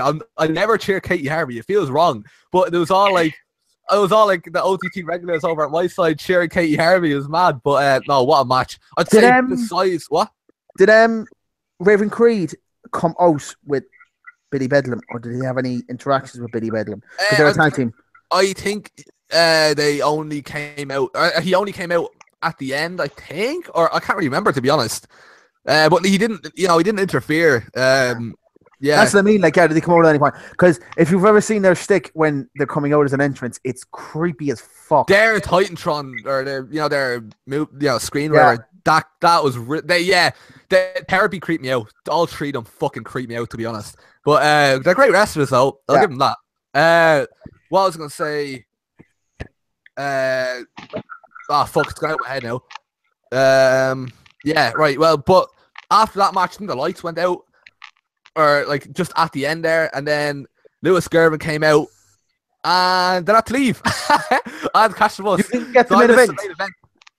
Yeah, it was Pastor William Eber versus Joseph Connors, and I left thinking like, whatever. And then I saw on Facebook next morning that apparently it was a street fight that went out onto the fucking street. Yeah. I'm like, oh fuck, why did I miss that? That looked fast. Like literally everybody out on the road and all that. Like, what? Imagine being a car driving by and seeing like a fucking Jesus and like that would be class. Why the fuck did I miss that? I didn't think it would be that mad. Like, do you know what I mean? But oh well, fuck it. But that's all I can say about that. I heard it was great. Pastor won, so. Hopefully the next show is a Royal Rumble. The next 18 show is a Royal Rumble. It's on the 26th of August. I'm 50-50 on going because of the McGregor Mayweather fight. I might. I'll see. Because I can't leave this one early if it's a Royal Rumble. Do you know what I mean? But I love Royal Rumbles. I've always wanted to see one live. So the last Royal Rumble I was at was, and I'm saying that I was a wrestler again for a bit, was the last match I was in, and it was scary because Lycan, was he on that show? Was he in any part of that show? Lycan, the Lone Wolf. What was Lycan? Was he on the? Yeah, was he on any part of that show? Did he have any promos or anything like that? No. Well, he got a knock. He got either kicked or punched in the head at one point, and got a bad concussion. And I got knocked out. I got knocked out by what's his name? Used to work with the WWE, big fucking mask in him. Oh my god. Fellow from Dublin. I think he actually runs OTT. But it's that other gimmick he has, the big fucking Luther Ward. Yeah, Luther Ward. I can't remember what his other gimmick is because he's got like 3 gimmicks that he works with. But right, it's his real name, but I'm not sure if he wrestles under that. Omen, yeah. Omen. So I think he got smacked in the head off Omen because I got knocked out by Omen and I nearly got a concussion because he fucking tipped me over a bit too hard, and I was like, "Oh shit!" So I got my own concussion. But I was walking into the back, and I like looked at the ref, and I like turned around, and I looked at Lycan, and I went, "The fuck's wrong with him?" Because he was on his knee, and from what I could remember, he had to get into a spot. I can't remember, and he just lifted up the apron and put it back down. And I was like, "What the fuck happened there?" He came into the back. He came into the back. 10 minutes later, and he goes, fuck happened to you? And he just goes, what happened at the end? I was like, what? He's like, I got a concussion. He got sick all down the side of the ring. Oh, hate being a person to clean that up. Bad concussion, like a really bad concussion. He was just fucking out of it for the rest of the night. Like he went out afterwards, obviously. He was he was just, you could see it. That was the very first time I've ever seen a concussion bad enough that he was just zoned out totally. Wow. If you said to me he had a couple of drinks beforehand, I would have went, yeah, that makes sense.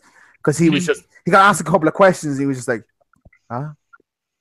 Took about an hour from coming out to the point where he was level again. Like he was fucking that's my Royal Rumble experience. It's not called the Royal Rumble. What's it called? Summer Celtic Rumble. Ah, right. Summer Brawl is the name of the pay-per-view. That's that's one of the names he's had since the start, I think. That Revolution. And Riot was the very first over 18 show he did, and he just branded as all the shows of CCW Riot after over 18s, which is right. I was wondering what that was. So it's basically 18 shows are Riot. One second there. All right. Something. He's gone. This is one professional fucking podcast. We were just saying it before you came on, like Keane will bring some professionalism, and then your mic kept breaking. We're like, oh my god. I've never used Google Hangout before, ever. But it keeps plugging out, like the top of it, I can't see, so it just plugs out without me noticing. This is me having a bit of memorabilia. This is actually the very first ever Riot show. wow. Oh, nice. Is that Bingo Balance? Bingo Balance for us is Ross Brown in the main event, which should have been great, but Ross Brown completely dislocated his shoulder. Ah, 5 minutes into it. Funny things about it. One, Katie Harvey. That's Session Mod. Session Mod, yeah, before she was the Session Mod. And Handy Sandy was supposed to be on the show. Remember that one from... oh my god! She was supposed to be on the show, and she never showed up, and I have to this day, I don't know why. Holy shit, that was like the original Session Mod. Yeah, it was. That's so weird. Yeah, they had her booked for the show. This show overall is actually great. It's on YouTube. You should watch it. It's in 2 parts. It's great. Yeah, I'll wait for like the full thing on YouTube. The full thing's on YouTube. Yeah, he only recently started putting the shows on demand. He was originally putting them up on YouTube. I'm definitely watching that. Yeah, he's got a couple of them. He's got the first. I think it's the first 5 or 6 shows he ever did. They're on YouTube. But nice. Yeah, this was the first over 18s one he did, and I was on it. And cheap plug.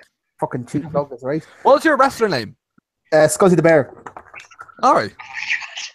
And I was supposed to be, you listen to it when you hear it. I was supposed to be a heel because I come out as like a grumpy fuck, and there's 200 people inside there. All of them popped, and I got endlessly because I walked out and I was like angry, and there's like a little bit inside me, like the child inside me going, "Fucking smile, you prick! Fucking smile!" So it's like 200 people just cheering me, and it gets mentioned on commentary as well because they could not avoid it. And I went into the back and it's just liking and a bunch of other lads going, I've never heard that reaction for someone ever to debut. Wow. That's the first. You're the new Chris Jericho, you know? Jesus. Fucking man, the funny thing was, I got cheered to that one. Then the next show was Uprising and I won, and I couldn't get a fucking reaction out of them. It was like getting blood over stone. And the only reason they reacted to me was because earlier in the match I got my head smacked off a table and a glass of water hit the floor. I forgot about it. I ran around the ring and I hit the other side and I slipped. Oh. It's kind of funny actually, because then they popped and they were like, hey! And then they started cheering for me. I was like, thanks. Don't cheer when I win, cheer when I fall. Great. Yeah. You had such a great career. Yeah, I had a total of 3 matches and they were all fantastic. They were all 5-star classics. 5 stars. 6. Dave Meltzer didn't rate them because he didn't want to break his scale. Do you know what I mean? Like, yeah, there you go. Right, we had enough CCW because if we start talking about CCW, we're not going to stop talking about CCW. Fuck yeah. Yeah. No, seriously, they made a fan out of me when I went. Like, I absolutely love it now. It's so underrated. Not enough people are talking about it. No, none of the people ought to talk about it. That forum could talk for days after OTT, but CCW doesn't get a mention, and it's appalled. I have to go to I want to go to their shows just so I can like spend 6 days afterwards talking about how amazing CCW was. Yeah, no, when I put up the post, I'm like, oh fuck yeah, CCW is class, and there's no comments on it. I'm like, oh lads, you're missing out. I don't know. Like It's just hard to he started doing OTT stuff before OTT started doing their own stuff. What, like 18 shows now? 18 shows now, yeah. Interesting. He did the first one in 2013. That was 13. OTT is only around since 2014. Yeah. Like, I'm not saying like, oh, CCW is better than OTT or anything like that, but it is underrated as fuck. And I think it definitely deserves more attention than it's getting by a mile. Yeah. I think that happens though when you've like one major company and all the rest of them are just kind of under the radar. You know? Yeah, Pro Wrestling Ulster, I've heard good things about. Yeah, but I mean, mainly you look over in England, everybody's always talking about Progress, but like they just steal Attack and Fight Club Pro's gimmicks. You know. The funny thing is actually the best thing I read about PW is that they've got Valkyrie and her on their shows as like Katie Harvey's. Yeah, I saw that. Yeah, she's I like saw a New Direction. I think she's like a complete and utter fucking bitch on that, and she's like the faciest of faces on CCW. I'm like, you're really good. Does LJ Cleary wrestle in a Pro Wrestling Ulster? He's the champion. Yeah, I think he probably would, seeing as he's got that junior heavyweight title. I want that junior heavyweight title defended everywhere. I want it in OTT, CCW, That was everywhere. defended on CC. That was like CCW's gotten that belt a couple of times. I don't know why he's not in shows anymore because he used to work with them, and I know they have a working agreement with Fight Factory because a lot of the talent. Yeah. So I don't know why the junior heavyweight belt doesn't go on to. No, but OTT should definitely have it. I think that'd be a great fit. Do you know what I mean? Because you want a mid-card title, but I don't think a mid-card title is really necessary. But I think the junior heavyweight title would be a good addition. You know, just every now and then. Didn't Justin Shape want that on? Isn't that the reason he lost weight at the start? Because he wanted the junior the heavyweight belt or something. Didn't know that. Makes sense. I think I know. If I'm wrong, I'm wrong. But I think when he lost the weight first, he was posting up on Twitter that he wanted the belt because he's actually the one that designed the title. It's such a nice title, though. Yeah. It is because for a while there, take away the companies for a very long time now. The only belts that were in Ireland were the Wrestling.ie belt, the Irish Heavyweight Tag Team titles, and the Junior Heavyweight belt. Mm-hmm. And that was it. And the IWW title, but who honestly gives a fuck about IWW anymore? I saw a picture of them on Facebook, doing a show in fucking, where was it? Galway or it looks like they just roll up to a town and this would be a great place for a wrestling ring. Let's do it, lads. Just get it out. I'd say it'd be a laugh to work for, though. I mean, it's just a lot of the CCW lads work there now. Billy Bedlam, Marion, yeah, really. Marion worked there, I think. Billy Bedlam worked there. AJ Styles once wrestled there. How weird is that? Yeah, AJ Styles once wrestled there. Davey Richards wrestled there for a bit. Christopher Daniels, fucking Raven, Brian Danielson. Daniel Bryan, he wrestled there as well. Yeah, what the oh my god. Neville. Yeah, well that all the English talent that's gone to the WWE. Drew Galloway, Wade Barrett, Sheamus, fucking Pac. Fun fact, Neville and RVD are former OTT champions, despite never wrestling there. What? Yeah. If you look up the NLW title, which is OTT's title, and you look up their history, RVD's a former champion, the Neville's a former champion, Davari, I think, and Heidenreich are all former champions, even though I never wrestled in OTT.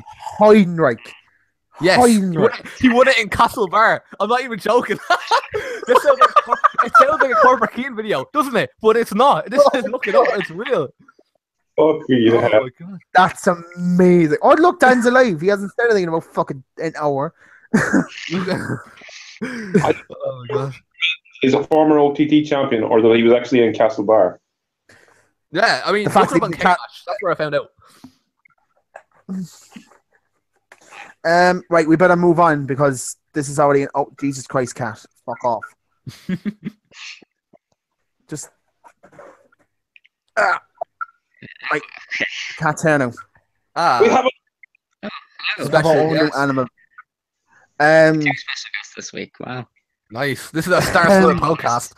We have we have what? 3 YouTubers, 1 writer, and a cat. Nice. We are set. We are set. This is it. This is onwards and upwards. Ow. Right, let's move on to the Contender Show because I just realised we've been doing this for an hour. Oh shit! Yeah. This is flu. Anyway, so Will I go over the whole contenders, or will I just kind of talk about the top three, maybe contenders that were do, it, awesome? do whatever you want. Up to you. Okay. So we actually had the Beast Danny from CCW up for the opener, and he faced Callum Black. And Callum Black is kind of like this heel, and he's kind of big, and he tries to use it, but he ends up just kind of coming across quite dull. So it was a decent match. It was quite short, but like Callum he's not great. If Callum's watching, could you give him a bit of constructive criticism?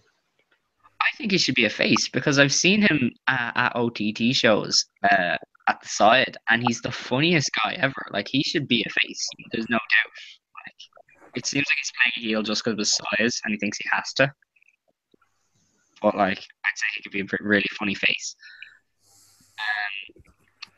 There was the women's tag match. Session Mott and Amy Alonzi against Debbie Kitey. I probably butchered her name. I apologize. And Chantel Mantel, which ended up being Be Cool and Drag. It was such a funny match though, because Be Cool was just running the ropes and high heel, like a stripper. Yeah. Jason. I love wrestling. Oh my god. So like that wasn't really much of a match. It was just shits and giggles, to be fair. Then there was the scary match, which was Justin Shape and Logan Bryce against Nathan Martin and Darren Carney. Did you just say it was a scary match? Yeah, because Darren like busted it open on the floor after doing the dive and like legit. Yeah, did he like crack his skull? Did I hear that? Did I read that somewhere that he nearly cracked his skull? Fuck me. Like, it was a mad dive, and like he got thrown to the back, and you just saw people running around. Like, it was really distracting to the match, because like you were seriously worried about him. Like, I was like, it was crazy. But like, fair play to Nathan. Like, for such a kind of new kind of guy, he didn't let it hurt as much as I thought it would. Like, he still carried a good match, but like you knew that the plan was ruined because they did like a finish, and like the referee counted 2, but he didn't kick out. And it was like, oh, that wasn't the finish? Oh, shit. So, like, but, like, fair play to them. Like, Nathan and Darren are probably two of the best, like, young wrestlers in the country. And Darren's wrestling. No doubt. Sorry for cutting across you, but he's wrestling tomorrow night in East Wall. Oh, yeah. Yeah, so that should be good. Yeah, it's good to see him back. Is he wrestling Justin Shape on that show, yeah? Yeah. Yeah, the guy who dropped him to, like, almost kill him, you know? See, it's payback. It's all part of the story. Totally. So yeah, fair play to Nathan and Darren, or to Nathan for keeping going in the match. Those two are just really good, though. I mean, they put on a great match at the first contenders with the Kings of the North in the main event, and I really want to see those two in OTT because them and 2 Unlimited would probably blow the roof off of any show they're on. And then we had Luther Ward against Scotty Davis. And it's clear to see how old Luther has gotten. Like, he didn't take many bumps. He really technically wrestled. And it was Is he about 40 now? Yeah. And it was mainly just Scotty doing things and, like, a dead crowd because we were like, do stuff. Come on. Do stuff. Jesus Christ. So, yeah. Well, that sounded like fun. That was probably the only like bad match on the show, to be fair. How do those contender shows work? Is it just like one? It's mainly established talent against some of the trainees who have never appeared, just to kind of give them experience. All right, yeah. I've probably left out a few matches, but if I can't remember them, they obviously weren't that good or memorable. Kings of the North against the Tree. That was terrible, though. It was mainly just Gavin Fitz getting beaten up in what I thought was like a shoot, because they were slapping the piss out of him. I was like actually worried for his safety at one point. Oh, what about the main event? Jordan Devlin versus Curtis Murray. That's what I was going to go on to. That was fantastic. Like, Curtis is easily the best wrestler on these contender shows who, you know, isn't already on OTT. And he's actually like, they're giving him his debut at WrestleMania against Jody Fleisch, and he's him and Jordan Devlin was easily the best match of the night. Like storytelling was great, the action was awesome, and I mean, obviously Jordan Devlin's in it, so it's going to be good. But like Curtis already more than held his own. Yeah. Those are my main takeaways from Contenders. It's it's a decent show. It's not like it's kind of like the development brand, just with less heat, because like it's a different crowd than that goes to OTT. It's less rabid and stuff. So They're Yeah. underrated shows as well, aren't they? yeah, so it's kind of a different atmosphere. But they're good. Like you get to see a lot of talent. Like at the last one, you had LJ Cleary and stuff. That's only a tenner as well, isn't it? It's only a tenner for the tickets. Yeah, no, it's cheap. Like, so it's a decent 2.5 hour show. Like, but if you're going to go and expect OTT, you're not going to get it. That's it. OTT like. It is, yeah. It's just less. Like the crowd is like way less into it. Like the OTT crowds are insane, but like this is kind of more a bit respectful. Like there's a lot of clapping. There's not really many chants. There's no middle fingers. It's very It's the clean cut family show. yeah, pretty much. I'm listening now, lads. I just need to get something here for later on. Well, I would say for later on. Moving on now because that was Contenders in a nutshell. It's grand. So I like to keep it What- short and sweet. I'm gonna just quickly go on to the next one. Jim Cornette's a bit of a prick, isn't he? He's a massive. I'm gonna just So I need to make this clear because people keep fucking completely misrepresenting what he's trying to say about Kenny Omega, right? He does not hate modern wrestling. He actually likes a lot of he doesn't. He likes a lot of modern wrestling. He actually doesn't mind stupid shit. What he doesn't like is when this stupid shit gets out and then makes the wrestling business look bad. I.e., Kenny Omega fighting a 9-year-old, and he made a great point. His moves must be weak as shit if he can't make a 9-year-old cry. Is he not reading? Maybe he's a tough 9-year-old though. Say that again? Say that again? What? Oh yeah, What did you maybe say he was now? just like a really tough 9-year-old. Nah. Could have been though. Like Is he not? you never Well, know. I can see. The thing is, I can get his point. No, obviously, the fucking, the whole, they're worse than Nazis comment may have been a bit over the top. Yes. But I don't think that's what he meant though. To be fair, like he was just using it as an analogy, but you were just like, yeah, you could have used literally anything else.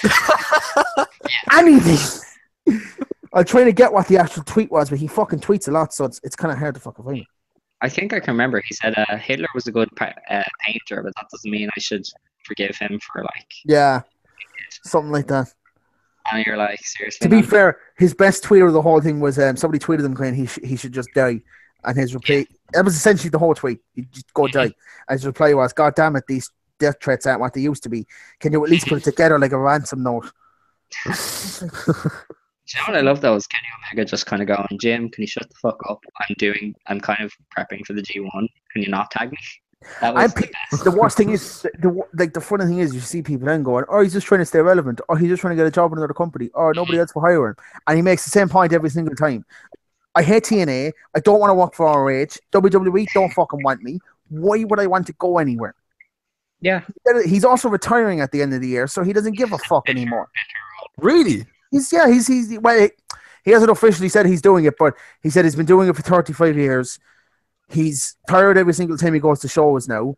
He only does a handful of them a year. He's not doing any more till I think it's the end of the month, and then he's not doing any more after that till October. He's done. Like, he has his opinions on wrestling, and I have to respect him on the fact that he just thinks wrestling should still be. Do you not think with this comment on the match, in that he's looking at a company where the title itself has been champion, like their heavy metalweight championship has been won by a He team doesn't give a fuck because in a bubble.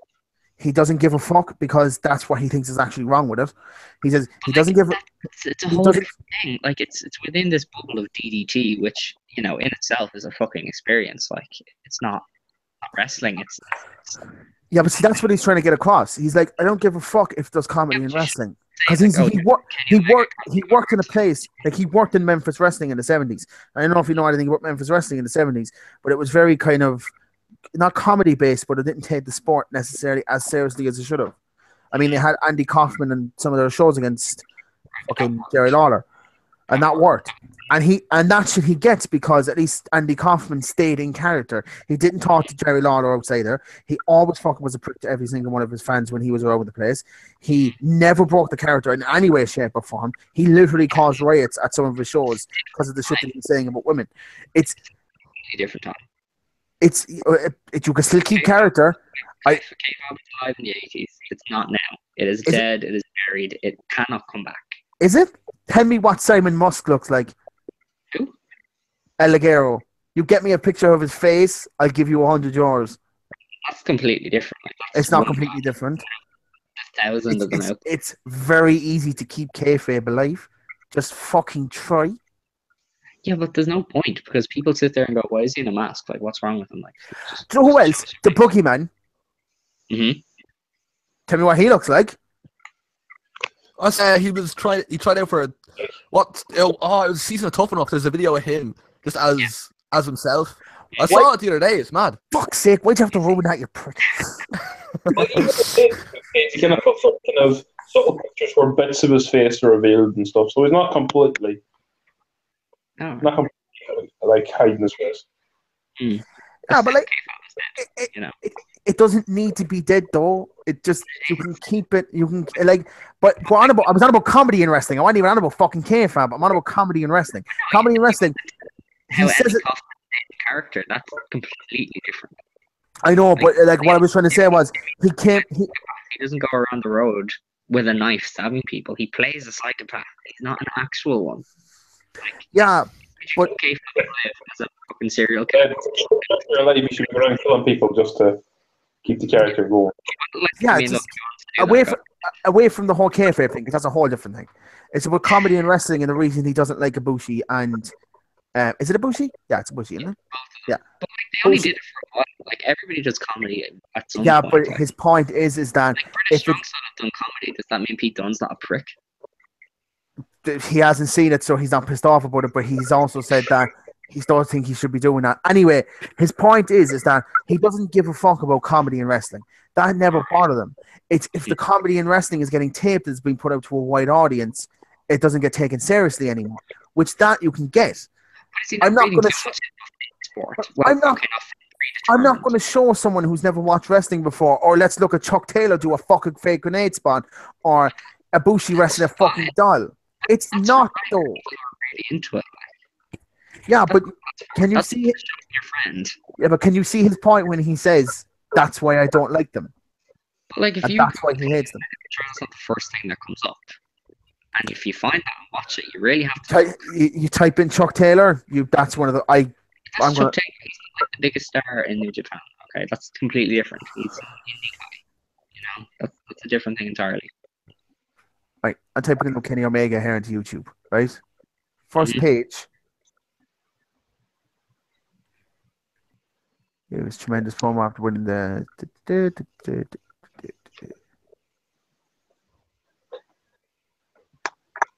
Right. You're right. It's not the first thing you fucking see. It's just... DDT, you'd actually have to go and watch DDT. You'd have to find out about it. Yeah, but it's. Let's be honest. That shit is very accessible. Yeah, but not to some noob who doesn't know what wrestling is. They're going to watch WWE. I know, yeah, like, but... I see where he's coming from, though. But he's talking to everybody who's a smart and knows the business inside out. Of course, we're not going to get what he means. Anybody looking at those posts is a smart. True or false? They're going to know. Right. So what I want you now to do, right? I want you to go onto any wrestling page on Facebook, find any post on Jim Cornette, and you tell me if 50 to 60 to 70% of any of those comments get what Jim Cornette's talking about. They don't get it. They just think he's some bitter old man that just can't handle the fact that wrestling's changing. All he is. He's not, though. Listen to when he talks. He has the best podcast. He's the best wrestling podcast out there. No, he's not. He does. Maybe he's the best. We are the best wrestling podcast. Yeah. This is the best wrestling podcast. He's got the second best wrestling podcast out there. He does though. Like, That's what happens when you bring up Jim Cornette. He's a very divisive figure. yeah, and like he does like modern wrestling. Look at his review from the Pete Dunne and Tyler Bate match. He said he mostly loved the entire thing. It's just that he didn't. He thought that Tyler Bate should have like his face roughed up a bit because he just looks a little bit too young. Yeah, That that's was his true. only That's why drag. he's growing the beard, though, isn't he? He's growing the beard. Yeah, he looks a bit older now. He looks a bit more fucking. And he's not saying that somebody should go up to him with a cheese grater either and just fucking start grinding on his face. But just I know what you that mean. was the only, and that as well. And he said the only thing that he doesn't like about wrestling, the biggest thing he doesn't like about it is that all the punches look fake. I think his problem is that when he doesn't like something, he hates it. I can understand not liking something. Like, I don't like Adam Cole. That's fine. I don't have to Whoa. What? scream abuse at Adam Cole every 10 minutes. You know? You don't like Adam Cole? You can't just go up. I can't get into his matches because he looks like a hobo. I'm like, you shouldn't do any of this. Right? Like, you don't He like what? go in a wrestling ring. I don't like you. What's going on? But like, that's okay. I'm allowed to not like somebody. Well, Does he look like a hobo? As I said, he's slick as I as fuck. the man looks like he could main event WrestleMania in a couple of years. If he main events WrestleMania, I'm not watching. That's all I can say. Ah, you will though. You will, don't worry. Yeah, you will though. Yeah, you will. So don't like. No wrestling fan. The main event of WrestleMania could be. Wait, the main event of WrestleMania could be Snitsky versus Rene Dupree in a fucking Vladimir Kozlov on a pole match, and we'll still watch it because we're wrestling fans. There's a reason it still gets 1 million buy rates a year. Yeah, pretty much. You know, I'm trying to belongs in WWE main event scene. Say that again, Dan. Because I tried to. Did you? No. Does anyone get that? No. No. Like a man. Yeah, no, I get it. I just Jim Cornette gets wrestling. He gets wrestling more than most people. He has a view on what it should be. I completely share that view as well, by the way. That's the reason I don't like. Use that whatever he doesn't like, you know. That's my thing with it. You're okay. It's okay not to like something. See, this is the thing, right? And this is what I love. People only hear the time he starts shouting and starts screaming about it. Listen to when he's like on about it. That's like just talking about it. He doesn't like the likes of the Young Bucks and it's most of Kenny Omega stuff and Zack Sabre Jr., Marty Scurll and all that kind of indie stuff because it looks like a video game. It looks like a video game. It doesn't look like a fight. Yeah, that's the point. Modern people want. But see, that's the point of professional wrestling. That's the reason I don't like a lot of the stuff as well these days in the indies. I just don't like the Young Bucks because they've watered down that super kick to the point where I disagree with you, Keane, what you said a couple of weeks ago about it. If they're doing it, they have to do it 20 times to put an opponent down. What is the point in you doing it? That's where the thing is, right? Everybody watching your own Bucks match is a smart and knows, they get it. Yeah, but like the point of it is that you're supposed to take an opponent out. Shawn Michaels needed one. Yeah, but when is the somebody who believes in kayfabe going to be watching a Young Bucks match? You know. I know, yeah. Right. The thing is, you say wrestling look like a fight, whatever, but like I kind of get that. But now that like MMA is a thing and you can kind of see real fights, it's like I kind of watch wrestling because it's a bit of a laugh in a way. Do you know what I mean? Like, yeah, but you know, like, and then anytime somebody says that, I'm like, Pete Dunne and Tyler Bate had a match. And I genuinely thought the two of them killed each other, or wanted to kill each other. You don't find that, There's that out there, Yeah, you can do that. Yeah, but that's what I'm trying to say. Is it can be done. So what I'm annoyed about is that when you have the likes of Marty Scurll and fucking Ricochet and Will Ospreay, which is the worst professional wrestling match ever. Yes, it is flips. It is no. Every single time I go back to it because it always sticks out in my mind. Ricochet doesn't know how to fucking sell. I love that though. If I watch wrestling, I want you to fucking sell to make the moves look good. I don't want you to get kicked in the head, driven to the mat, get up and go like that, waiting for a springboard. Like, the fuck is that? Sell! Strategy. I think he won. Didn't he win? Did he win? I don't fucking know. He probably did. I know he lost. Still low, but like that's what I'm trying to get across. It's like a lot of indie shit these days is no selling. Let's get your shit in, lads, and leave. Are you on board then with the Randy Orton dive thing? Oh, very much so. Oh, very much so. I fucking love that. I agree with that 100%. It's fun how after we reach 2 hours, Aaron goes batshit crazy about something. We started off all chill and all. Now we're like, fucking flips! No, but that Randy Orton shit as well started off from Rip Rogers, who's Rogers, also Which, if you ever go onto Rip Rogers' feed, if you want to be a wrestler, look at his feed because he's very insightful in the business. He's really good. He seems to know what to do. Like, I can agree with what he says about the dive stuff, but, you know, at the end of the day, I enjoy it, so I'm going to watch it. What I thought was funny about that, though, was that the next big match after that was Tyler Bate versus Pete Dunne, and that literally ended because of a fucked up dive. Which was, I don't care what anyone says, that was intentional. And that was completely intentional. Cian, can you switch your face to the angry one to represent the anger that's flowing through this group at the moment? Let me try this. Oh, fuck. There we go. What? There we go.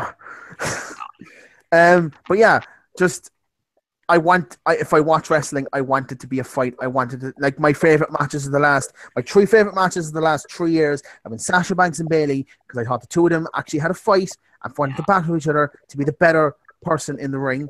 DIY versus the Revival, because the Revival are the best fucking tag team on the planet. Fuck the Young Bucks. And Tyler Bate versus Pete Dunne, because again, the two of them look like they wanted to beat the shit out of each other. I will say this: I'm day on Team Revival when it comes to Revival versus Young Bucks. Revival, I think, are just they're unreal, to be honest. They're the best tag team on the planet. Well, Prick. Besides Team Prick. Oh, yeah, totally. Rowan. I have no idea who Team Prick is. What? Team all on his own. Who's Team Prick? Team Prick, Angel Cruz's security guards. No. What? Oh, and the Armstrongs as well. They're unreal. The Armstrongs, definitely. Besides all them, the Revival would definitely be next on the list. Priorities. Yeah. Yeah, the Revival are the best. The Revival to me are the best tag team on the planet because they're just so fucking good. Yeah, and they're great heels as well. Do you know what I mean? Like, back in NXT, there was nobody cheering them. And that's what made American Alpha versus the Revival so great, and the Revival versus DIY and all that. Like, that was great because there was nobody cheering them. So everybody was all on the same side. That's what I love about it as well. When the Revival were heels, and when they are heels, they're fucking heels. They're not like, I'm a heel, and I'm going to start laughing, I'm going to start cracking jokes so you can get a reaction. Do a kill flip. Fucking kill you if I get my hands on you. Their debut on Raw was them breaking Kofi Kingston's ankle. Yeah.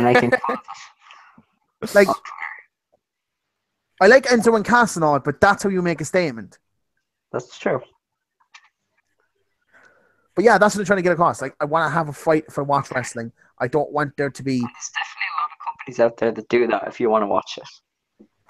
If you don't want, like, PWG... Like CCW. CCW do it well. Well, at least perfect. Yeah, CCW shows go very, very well. It looks like they're all incited to have a good fucking scrap. Mm-hmm.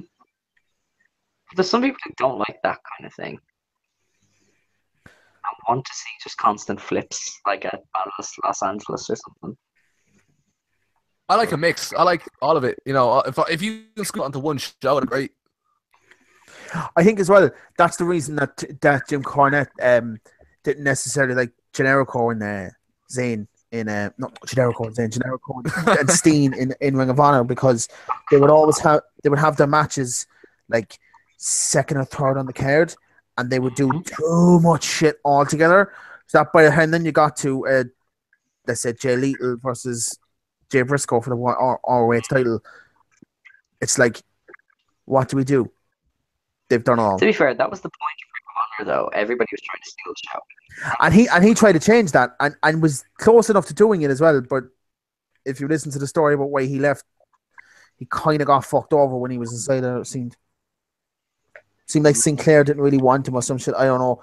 But I don't know the story. So already in place and I'd got them a TV deal, maybe. No, they already had the TV deal when he was in there. And I think it had something to do with it. It's a product that worked. Of course, they're not going to go ahead with it, you know? No, but his plan wasn't anything too like drastic or severe. He just wanted it to Ring of Honor be. He wanted Ring of Honor to go. Yeah, but he wanted to go back. The show. It wasn't though. No, that's not why Ring of Honor started. The right point of Ring of Honor starting was to have the best independent talent in one place to find the best wrestling matches, and a lot of their early stuff is some fantastic wrestling. That's what he wanted to go back to. He thought by the time he was there, and what he saw when he was there was more just fucking trying to top everyone else, where it wasn't just trying to get the show over, it was trying to get yourselves over. Yeah, but in indie wrestling, the point is to get yourself over, because then you get more bookings. I don't know what he was expecting, like.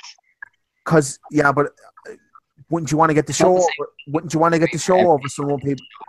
Doing whatever. On the indies, you're getting yourself over because you're... Nowadays it is. When he joined Ring of Honor, it wasn't.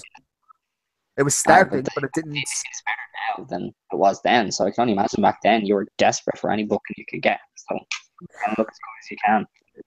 I don't think indie wrestling was still big back then. It just didn't have... It's just now...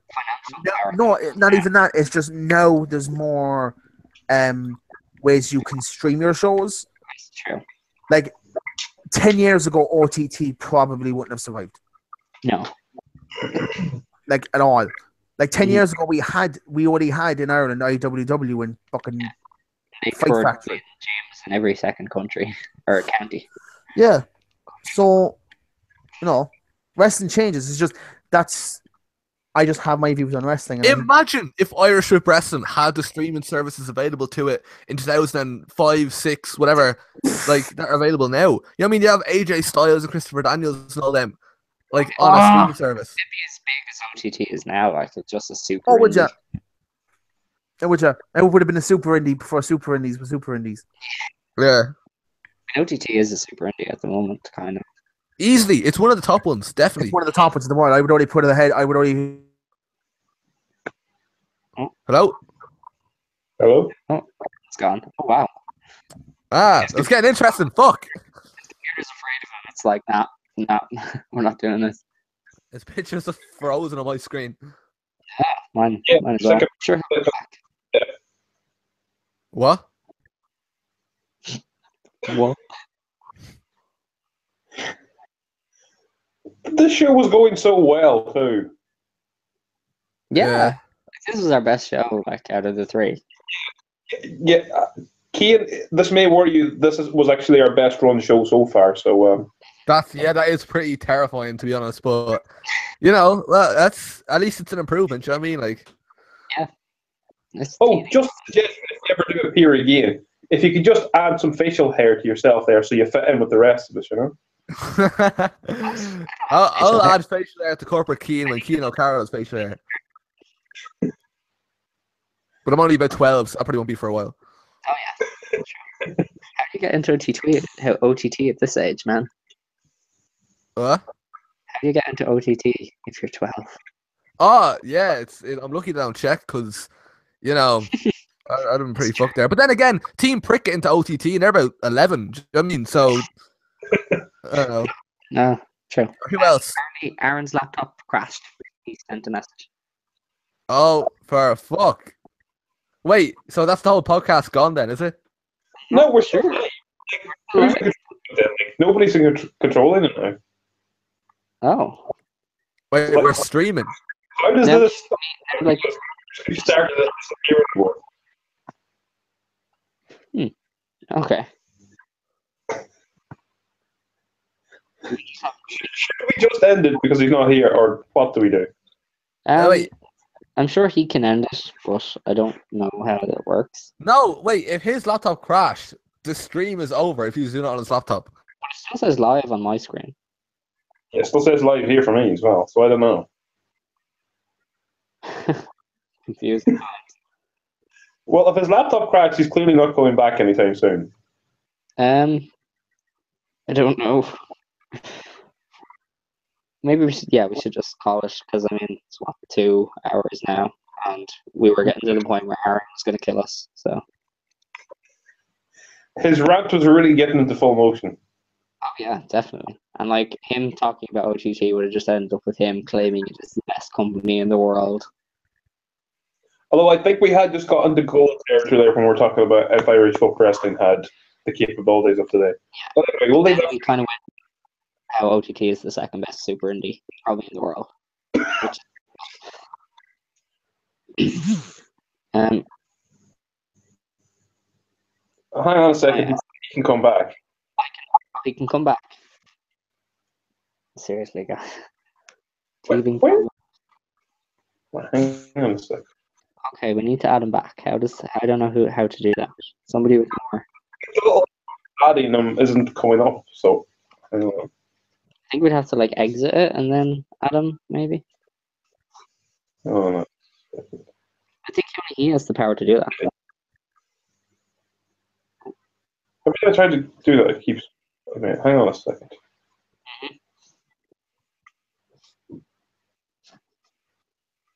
No.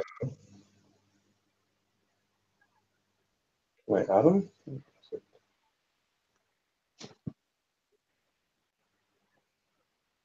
No, I don't think I can.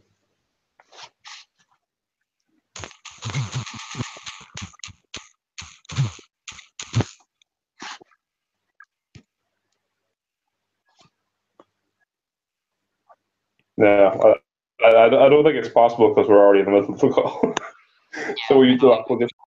Power sort of thing. So. Oh crap. Yeah, I don't know. And this like hang on a second. He says what? It's pretty weird. Look, we'll just end it, okay? We'll just end it. Why not?